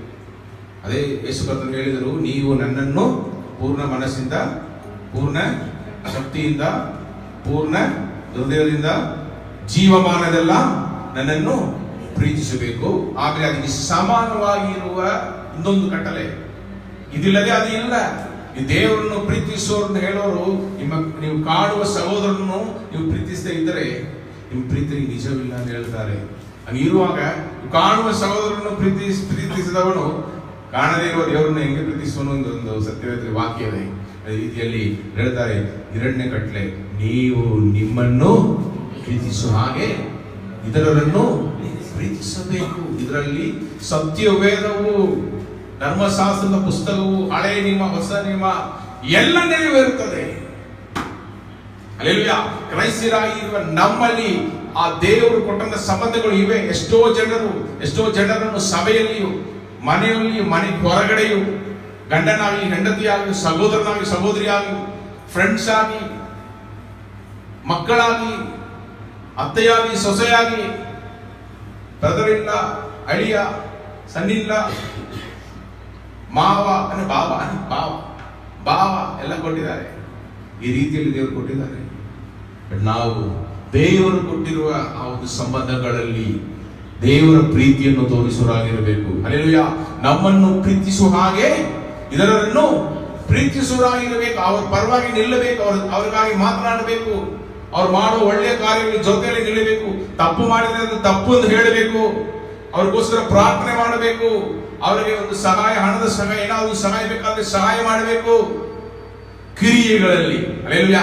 ಬಾಯಿ ಮಾತಲ್ಲಿ ಸ್ಟೇಟಸ್ ಅಲ್ಲಿ ಆಗ್ತೇವಲ್ಲ, ಒಂದು ಸ್ಟೇಟಸ್ ಅಲ್ಲಿ ಐ ಲವ್ ಸೋ ಮಚ್ ಊರೇ ನೋಡಿದೆ, ಬಟ್ ಮನೆಗಳಿಗೆ ಮಾತಾಡ್ತಾರೆ. ಬಟ್ ಫೋಟೋ ಅಲ್ಲಿ ಮಾತ್ರ ಅಪ್ಪಿ ತಪ್ಪಿ ಭಯಂಕರ ಫೋಟೋಸ್ ಎಲ್ಲ ಆಗ್ತವೆ. ಬಟ್ ಮನೆಯೊಳಗಡೆ ರಿಯಾಲಿಟಿ ನೋಡಿದರೆ ರೀಲ್ಸ್ ಬೇರೆ, ರಿಯಾಲಿಟಿ ಬೇರೆ. ಹಂಗೆ ಆಗಿಬಿಡ್ತೇವೆ. ಸಾಮಾನ್ಯವಾದ ಮನುಷ್ಯರಾಗಿ, ದೇವರ ಮಕ್ಕಳಾಗಿ ಪ್ರೀತಿ ಡೌನ್ ಡೌನ್ ಕೆಳಗಡೆ ಇಳಿದು ಬರಬೇಕು. ನಮ್ರತೆ ಉಳ್ಳವರಾಗಿ, ನಗುಮುಖ ಉಳ್ಳವರಾಗಿ, ಮಾತುಗಳಲ್ಲಿ ನಾವು ಪ್ರೀತಿಯನ್ನು ತೋರಿಸುವರಾಗಿರಬೇಕು. ನನ್ನಲ್ಲಿ ಕಠಿಣತೆ ಹೋದಕ್ಕೆ ಎಷ್ಟು ವರ್ಷಗಳು, ಟಿಕೆಟ್ಸ್ ಹೋಗ್ತಾ ಇತ್ತು. ಕಠಿಣವಾದ ಮಾತು ಟಕ್ ಟಕ್ ಅಂತ ಬಂದುಬಿಡುತ್ತೆ. 4 ಜನ ಚುಚ್ಚಿಬಿಡ್ತೇವೆ. ಬರ್ತಾರೆ, ಹೋಗು ಬಿಡ್ತಾರೆ. ಹೌದು, ಬರ್ತೇನೆಮ್ಮ, ಹೋಗು, 1 ನಿಮಿಷ ಇರೋ, ಬರ್ತೇನೆ, ಇಲ್ಲ ಕೆಲಸ ಮುಗಿಸ್ಬಿಡ್ತಾರೆ. ಕೆಲಸ ಮಾಡ್ತಾ ಇದ್ದಾನಲ್ಲ, ಸ್ವಲ್ಪ ವೇಟ್ ಮಾಡೋಕ್ಕಾಗಲ್ವಾ? ಬರ್ತೇನೆ, ಹೋಗು. ಇದು ಅದು ವ್ಯತ್ಯಾಸ ಇದೆ ನೋಡಿ. ಬರ್ತೇನೆಮ್ಮ, ಸ್ವಲ್ಪ ಕೆಲಸ ಇದೆ, ಮುಗಿಸ್ಬಿಟ್ಟು ಬರ್ತೇನೆ, ನನಗೋಸ್ಕರ ವೇಟ್ ಮಾಡಬಾರ್ದ, ಇದಕ್ಕೋಸ್ಕರ ರಾತ್ರಿವರೆಗೆ ಕಾಯ್ತಾ ಇವೆ ಅಂತ ಹೇಳ್ಬಿಡ್ತಾರೆ. ಹಲ್ಲೆಲೂಯಾ. ಹಸಿವೆಯಲ್ಲಿ ಕೂತಿರ್ತಾರೆ. ಅದೇ ಪ್ರೀತಿಯ ಮಾತುಗಳು. ಪ್ರೀತಿ ಮಾತು. ಕ್ರೈಸ್ತರಾಗಿರುವವರು, ದೇವರ ಆತ್ಮನ ಹೊಂದಿದವರು, ದೇವರು ನಮ್ಮಲ್ಲಿ ಇದ್ದಾರೆ ಎಂದು ಹೇಳುವವರು ಪ್ರೀತಿಯ ಮಾತುಗಳನ್ನು ಆಡುವರಾಗಿರಬೇಕು, ಪ್ರೀತಿಯನ್ನು ತೋರಿಸುವರಾಗಿರಬೇಕು. ಯೋನಾತಾನ ದಾವೀದನ ಹಾಗೆ ಒಡಂಬಡಿಕೆಯ ಪ್ರೀತಿಯು ನಮ್ಮಲ್ಲಿ, ದೇವರ ಪ್ರೀತಿಯು ನಾವು ನಮ್ಮನ್ನು ಪ್ರೀತಿಸುವ ಹಾಗೆ ಇದರನ್ನು ಪ್ರೀತಿಸಿ ಕ್ರಿಯೆಗಳಲ್ಲಿ ತೋರಿಸಿ ದೇವರ ನಾಮವನ್ನು ಮಹಿಮೆಪಡಿಸಬೇಕು. ಬನ್ನಿರಿ, ನಾವು ಈ ರೀತಿಯಲ್ಲಿ ಬದುಕಿ ದೇವರ ನಾಮವನ್ನು ಮಹಿಮೆಪಡಿಸೋಣ. ಬನ್ನಿರಿ, ಪ್ರಾರ್ಥಿಸಿಕೊಳ್ಳೋಣ. ಪರಿಶುದ್ಧನು ಮಹೋನ್ನತನೂ ಆಗಿರುವ ಆತನೇ, ಒಳ್ಳೆಯ ಸಮಯಕ್ಕಾಗಿ ನಮಗೆ ಸ್ತೋತ್ರ ಸ್ವಾಮಿ. ಆದಿಯೂ ಮುಖ್ಯವಾಗಿರುವ ಆತನೇ, ನಿನ್ನೆಯೂ ಇವತ್ತು ನಾಳೆಯೂ ಮಾರ್ಪಡದ ದೇವರು ಅಪ್ಪ, ನಿಮಗೆ ಸ್ತೋತ್ರ ಸ್ವಾಮಿ. ಆದರೆ ನಾವು ಯೋನಾತಾನನು ದಾವೀದನ ಪ್ರೀತಿ ಬಗ್ಗೆ, ಅವನಪ್ಪ ಸ್ವಾಮಿ ಸಹೋದರತ್ವ ಬಗ್ಗೆ ನಾವು ನೋಡಿದ್ದೇವೆ ಸ್ವಾಮಿ. ಯೇಸುವಪ್ಪ, ಈ ಒಳ್ಳೆಯ ದಿನದಲ್ಲಿ ನಾವು ಹೇಗೆ ಪ್ರೀತಿಯನ್ನು ಹಂಚಿಕೊಳ್ಳಬೇಕು, ನಿಮ್ಮ ಸ್ವಭಾವ, ನಮ್ಮ ದೇವರಾಗಿರುವ ಪ್ರೀತಿ ಸ್ವರೂಪನಾಗಿರುವ ನಿಮ್ಮ ಸ್ವಭಾವಗಳು ನಮ್ಮಲ್ಲಿ ಹೇಗೆ ಇರಬೇಕು ಎಂಬುದನ್ನು ತಿಳಿಸಿಕೊಟ್ಟ ಕೃಪೆಗಾಗಿ ನಮಗೆ ಸ್ತೋತ್ರ ಸ್ವಾಮಿ. ಅಪ್ಪ, ಅವನು ಯೋನಾತಾನನ್ನು ಪ್ರೀತಿಸಿ, ಯೋನಾತಾನ ದಾವೀದನನ್ನು ಪ್ರೀತಿಸಿ ಸಹೋದರನಾಗಿ ಎಲ್ಲ ಕರ್ತವ್ಯಗಳನ್ನು ಮಾಡಿ, ಯಾವ ಅಹಂಕಾರ ಇಲ್ಲದೆ ಎಲ್ಲ ಸಮಯದಲ್ಲೂ ಒಬ್ಬರಿಗೊಬ್ಬರು ಸಪೋರ್ಟ್ ಆಗಿ ಜೊತೆ ನಿಂತು ಎಲ್ಲ ಕಾರ್ಯದಲ್ಲೂ ಸಹಾಯ ಮಾಡಿದರೆ ನಾವು ನೋಡಿದ್ದೇವೆ ಸ್ವಾಮಿ. ನಾವು ಸಹ ನಮ್ಮ ಜೊತೆ ಇರುವ ಅಪ್ಪ, ನಮ್ಮ ಜೊತೆ ಬದುಕುವ ಕುಟುಂಬದಲ್ಲಿರುವ ಜನರು, ಅಣ್ಣ ತಮ್ಮ, ಅಕ್ಕ ತಂಗಿ, ಗಂಡ ಹೆಂಡತಿ, ಸೊಸೆ, ಅತ್ತೆ, ಅಪ್ಪ, ಎಲ್ಲ ಒಂದು ಅಪ್ಪ ಸ್ವಾಮಿ ರಿಲೇಶನ್ಶಿಪ್ಗಳಲ್ಲೂ ಸ್ವಾಮಿ ಎಲ್ಲ ಒಂದು ಕಾರ್ಯದಲ್ಲೂ ರಾಜನೇ ನಾವು ಜೊತೆ ನಿಲ್ಲುವರಾಗಿ, ಅಹಂಕಾರ ತೋರಿಸದೆ, ನಾನು ಎಂಬ ಹೆಮ್ಮೆಯಲ್ಲಿ ಬದುಕದೆ, ನಮ್ಮ ಸ್ವಭಾವವನ್ನು ತೋರಿಸದೆ ನಿಮ್ಮ ಸ್ವಭಾವವನ್ನು ತೋರಿಸಿ ಕ್ರಿಸ್ತನ ಹಾಗೆ ನಾವು ಬದುಕಬೇಕಾಗಿ ನಮ್ಮನ್ನು ಒಪ್ಪಿಸಿಕೊಡ್ತೇವೆ ಸ್ವಾಮಿ. ನಮ್ಮನ್ನು ನೋಡುವವರು ನಮ್ಮಲ್ಲಿ ನಿಮ್ಮನ್ನು ನೋಡುವ ಹಾಗೆ ನಮ್ಮ ನಡೆ, ನುಡಿ, ಬಾಳು, ಬದುಕು ಇರಬೇಕಾಗಿ ಒಪ್ಪಿಸಿಕೊಡುತ್ತೇವೆ ಸ್ವಾಮಿ. ಕೊನೆಯಲ್ಲಿ ಸ್ವಾಮಿ ಅಪ್ಪ, ಮಿತ್ರನಾಗಿ ಸಹೋದರನಾಗಿದ್ದ ಯೋನಾತಾನು ತೀರಿ ಹೋದ ಮೇಲೂ ಕೂಡ ಅವರ ಸಂತಾನದಲ್ಲಿ ಯಾರಾದರೂ ಒಬ್ಬರು ಉಳಿದಿದ್ದಾರಾ ಎಂಬುದನ್ನು ನೋಡಿ ಹುಡುಕಿ ಕರಕೊಂಡು ಬಂದು ಸ್ವಾಮಿ ಅಪ್ಪ, 2 ಕಾಲು ಕೆಲಸ ಮಾಡಲಿಲ್ಲ ಅಂದ್ರೂ ಇವನಿಂದ ನನಗೇನು ಪ್ರಯೋಜನ ಇಲ್ಲ ಅಂತ ಹೇಳಿ ಅವನನ್ನು ತಿರಸ್ಕರಿಸದೆ ಸ್ವಾಮಿ ಅವನನ್ನು ಮನೆಯಲ್ಲಿ ಇಟ್ಕೊಂಡು ಅರಣ್ಮನೆಯಲ್ಲಿ ಅಪ್ಪ ತಾನು ಅಪ್ಪ ಸ್ವಾಮಿ ಊಟ ಮಾಡುವ ಆ ಮೇಜೆಯಲ್ಲಿ ಅಪ್ಪ ಅವನಿಗೂ ಬಾಹ ಕೊಟ್ಟ ಹಾಗೆ ಸ್ವಾಮಿ ನಮ್ಮ ಜೀವನದಲ್ಲಿ ನಾವು ಸ್ವಾಮಿ ಏನು ಇಲ್ಲದೆ ಬರಿ ಕೈಯಾಗಿ ಪಾಪೆಗಳಾಗಿ ಅಪ್ಪ ಸ್ವಾಮಿ ಅಪ್ಪ ರಾಜನೇ ದೀನರಾಗಿ ನಾವು ಇದ್ದ ಪರಿಸ್ಥಿತಿಯಲ್ಲಿ ಅಪ್ಪ ನೀವು ನಮ್ಮನ್ನು ಹುಡುಕಿ ಬಂದ್ರಿ ಸ್ವಾಮಿ. ನಮಗೆ ಮಿತ್ರನಾಗಿ, ಸಹೋದರನಾಗಿ, ಸ್ನೇಹಿತನಾಗಿ, ತಂದೆಯಾಗಿ, ತಾಯಾಗಿ ಹುಡುಕಿ ಬಂದ್ರಿ ಸ್ವಾಮಿ. ನೀವು ಹುಡುಕಿ ಬಂದಿರಲಿಲ್ಲ ಅಂದರೆ ನಾವು ಎಲ್ಲೋ ಕತ್ತಲಲ್ಲಿ ಬಿದ್ದು ಸುತ್ತು ಹೋಗಿರ್ತೇವೆ ಸ್ವಾಮಿ. ನೀವು ನಮಗೆ ಬೆಳಕಾಗಿ ಬಂದು ನಮಗೆ ಸ್ವಾಮಿ ಶ್ರೇಷ್ಠವಾದ ಭಾಗವನ್ನು ಕೊಟ್ಟು ಪ್ರೀತಿಸಿ ನಡೆಸಿ ಅಪ್ಪ, ಮಗನೇ ಮಗಳೇ ಎಂಬ ಒಂದು ಸ್ಥಾನವನ್ನು ಕೊಟ್ಟು ಸ್ವಾಮಿ ನಮ್ಮನ್ನು ಇದುವರೆಗೂ ನಡೆಸಿ ಬರುವ ಕೃಪೆಗಾಗಿ ಸ್ತೋತ್ರ ಸ್ವಾಮಿ. ನಿಮ್ಮ ಪ್ರೀತಿಗಿಂತ ಹೆಚ್ಚಾದ ಪ್ರೀತಿ ಈ ಲೋಕದಲ್ಲಿ ಎಲ್ಲೂ ಇಲ್ಲ ರಾಜನೇ. ನಮ್ಮನ್ನು ಸ್ವಾಮಿ ನೀವು ಅಷ್ಟು ಪ್ರೀತಿ ತೋರಿಸಿ ನಡೆಸಿದ ಕೃಪೆಗಾಗಿ ಸ್ತೋತ್ರ. ಇಷ್ಟೊಂದು ಪ್ರೀತಿಯನ್ನು ಹೊಂದಿಕೊಂಡಿರುವ ನಾವು ಇದರಲ್ಲಿಗೆ ಆ ಪ್ರೀತಿಯನ್ನು ತೋರಿಸಲಿಕ್ಕೆ ನಮಗೆ ಸಹಾಯ ಮಾಡಪ್ಪ. ನಾವು ಪ್ರೀತಿ ತೋರಿಸುವ ಮಕ್ಕಳಾಗಿರಬೇಕು. ಕ್ರೈಸ್ತರಾಗಿ ಕ್ರಿಸ್ತನ ಹಾಗೆ ಬದುಕಿ ಅನೇಕರಿಗೆ ನಮ್ಮ ಪ್ರೀತಿ ಮುಖಾಂತರ ದೇವರ ಸ್ವಭಾವವನ್ನು ತೋರಿಸಿ ಅಪ್ಪ ನೀವೇ ಜೀವಿಸ್ತಾ ಇರುವ ದೇವರೆಂಬುದಾಗಿ ಅವರು ಸಹ ಓಡಿ ಬರುವ ಹಾಗೆ ನಮ್ಮ ಜೀವನ ಪ್ರೀತಿಯಿಂದ ತುಂಬಿರಬೇಕಾಗಿ ಒಪ್ಪಿಸಿಕೊಳ್ತೇನೆ ಸ್ವಾಮಿ. ಅಪ್ಪ ಮನೆಯಲ್ಲೂ ಸಮಾಜಲ್ಲೂ ಕೆಲಸ ಮಾಡುವ ಜಾಗದಲ್ಲೂ ಎಲ್ಲೆಲ್ಲ ಹೋಗುತ್ತೇವೋ ಅಲ್ಲೆಲ್ಲ ಸ್ವಾಮಿ ಪ್ರೀತಿ ಸ್ವರೂಪನಾದ ದೇವರ ಮಕ್ಕಳಾಗಿ ಪ್ರೀತಿಯನ್ನು ತೋರಿಸಿ ಅನೇಕರಿಗೆ ಸ್ವಾಮಿ ನಿಮ್ಮ ನಾಮವನ್ನು ಹೇಳಿ ನಿಮ್ಮ ನಾಮ ಮಹಿಮೆಗೋಸ್ಕರ ಒಬ್ಬೊಬ್ಬರು ಬದುಕಬೇಕಾಗಿ ನಮ್ಮನ್ನು ಒಪ್ಪಿಸಿಕೊಳ್ತೇವೆ ಸ್ವಾಮಿ. ಈ ದಿನ ಸಭೆಗೆ ಬಂದಿರುವ ನಿಮ್ಮ ಆಲಯದಲ್ಲಿ ಅಪ್ಪ ಸ್ವಾಮಿ ಆರಾಧನೆ ಮಾಡಿ ವಾಕ್ಯ ಕೇಳಿರುವ ನಿಮ್ಮ ಮಕ್ಕಳನ್ನು ಸ್ವಾಮಿ ಆಶೀರ್ವದಿಸಪ್ಪ. ಈ ವಾರ ಮಕ್ಕಳಿಗೆ ಆಶೀರ್ವಾದಕರವಾಗಿರಲಿ ಸ್ವಾಮಿ. ಅಪ್ಪ ಮಾಡುವ ಕೆಲಸ ಅಪ್ಪ ಅವರಿಗೆ ಆಶೀರ್ವಾದವಾಗಿರಲಿ. ಎಲ್ಲ ಅಡೆತಡೆಗಳನ್ನು ನೀಗಿಸಿ ಬರಬೇಕಾಗಿರೋ ದುಡ್ಡು ಹಣ ಎಲ್ಲ ಅವರಿಗೆ ಬಂದು ಸೇರಲಿ ಸ್ವಾಮಿ. ವ್ಯಾಪಾರಗಳು ಚೆನ್ನಾಗಿ ನಡೆಯಲಿ ಸ್ವಾಮಿ. ಅಪ್ಪ ಏನೆಲ್ಲ ಬೇಡಿಕೊಳ್ಳುತ್ತಾರೋ ಆ ಬಿನ್ನಹಕ್ಕೆ ಸಹಾಯ ಮಾಡಿ ಸದುತ್ತರ ಕೊಡಿ ಸ್ವಾಮಿ. ಮಕ್ಕಳಿಗೆ ಜ್ಞಾನ ಬುದ್ಧಿಯನ್ನು ಕೊಡಿದೆ ಅಪ್ಪ. ಈ ವಾರ ಎಲ್ಲ ಮಕ್ಕಳಿಗೂ ಸ್ಕೂಲ್ಗಳು ಅಪ್ಪ ಟೀಚರ್ಸ್ಗೆ ಸ್ಕೂಲ್ಗಳು ಸ್ಟಾರ್ಟ್ ಆಗಿದೆ ರಾಜನೇ. ಎಲ್ಲರೂ ಸ್ವಾಮಿ ಈ ವರ್ಷವನ್ನು ಅಪ್ಪ ಶ್ರೇಷ್ಠವಾಗಿ ಮಾಡಿ ಮುಗಿಸ್ಲಿ ಸ್ವಾಮಿ. ಅವರಪ್ಪ ಈ ವರ್ಷ ಓದಕ್ಕೆ ಜ್ಞಾನ ಬುದ್ಧಿ ತಿಳುವಳಿಕೆ ಕೃಪೆ ದಯೆ ಒಬ್ಬೊಬ್ಬರು ಅಪ್ಪ ನೀವು ಒಬ್ಬ ಮಕ್ಕಳಿಗೂ ಟೀಚರ್ಸ್ಗಳಿಗೂ ಕೆಲಸ ಮಾಡುವ ಜಾಗದಲ್ಲಿ ಎಲ್ಲದರಲ್ಲೂ ಸಹಾಯ ಮಾಡಬೇಕು ಸ್ವಾಮಿ. ರಾಜನೇ ವಿಶೇಷವಾಗಿ ಅಪ್ಪ ದೇವರ ಮಕ್ಕಳು ಜ್ಞಾನ ಹೊಂದಿದ್ದಾರೆ, ದೇವರ ಮಕ್ಕಳು ಪ್ರೀತಿ ತೋರಿಸಿದ್ದಾರೆ, ದೇವರ ಮಕ್ಕಳು ಪರಿಶುದ್ಧವಾಗಿದ್ದಾರೆ ಎಂಬುದಾಗಿ ನಮ್ಮ ಮಕ್ಕಳು ಹೋಗಿ ಓದುವ ಕಾಲೇಜಲ್ಲಿ ಸ್ಕೂಲಲ್ಲಿ ನಿಮಗೆ ಸಾಕ್ಷಿಗಳಾಗಿ ಬದುಕಬೇಕಾಗಿ ಒಪ್ಪಿಸಿಕೊಡುತ್ತೇನೆ ಸ್ವಾಮಿ. ಇಲ್ಲಿ ಬಂದಿರುವ ಚಿಕ್ಕವರು ದೊಡ್ಡವರು ನಿಮ್ಮ ಪಾದಕ್ಕೆ ಒಪ್ಪಿಸ್ತೇನೆ. ಆರೋಗ್ಯ ಸಮಸ್ಯೆಯಿಂದ ಬಂದಿರುವ ಜನರಿಗೆ ಸ್ವಾಮಿ ವಿಶೇಷ ಕೃಪೆಯನ್ನು ಕೊಟ್ಟು ಬಿಡುಗಡೆ ಕೊಟ್ಟದಕ್ಕಾಗಿ ನಿಮಗೆ ಸ್ತೋತ್ರ ಸ್ವಾಮಿ. ಈ ವಾರ ನಾನು ದೇವರ ಸಮ್ಮುಖಕ್ಕೆ ಹೋಗಿ ಬಂದೆ. ವಾರ ಪೂರ್ತಿ ಸಮಾಧಾನವಾಗಿ ಸಂತೋಷವಾಗಿ ಆರೋಗ್ಯವಾಗಿದ್ದೇ ಎಂಬುದಾಗಿ ಬಂದು ಸಾಕ್ಷಿ ಹೇಳುವ ಹಾಗೆ ಒಬ್ಬೊಬ್ಬರನ್ನು ಕುಟುಂಬವನ್ನು ಮಕ್ಕಳನ್ನು ಎವ್ವರಸರನ್ನು ನಡೆಸಬೇಕಾಗಿ ಒಪ್ಪಿಸುತ್ತೇನೆ. ಹಾಗೆ ಮಾಡಿದ ದಯಕ್ಕಾಗಿ ಸ್ತೋತ್ರ. ನಜರೇನಾದ ಯೇಸುವಿನ ನಾಮದಲ್ಲಿ ನಮ್ಮ ಪ್ರಾರ್ಥನೆಯನ್ನು ಬೇಡಿ ಹೊಂದಿಕೊಳ್ಳುತ್ತೇವೆ ಜೀವವುಳ್ಳ ತಂದೆ.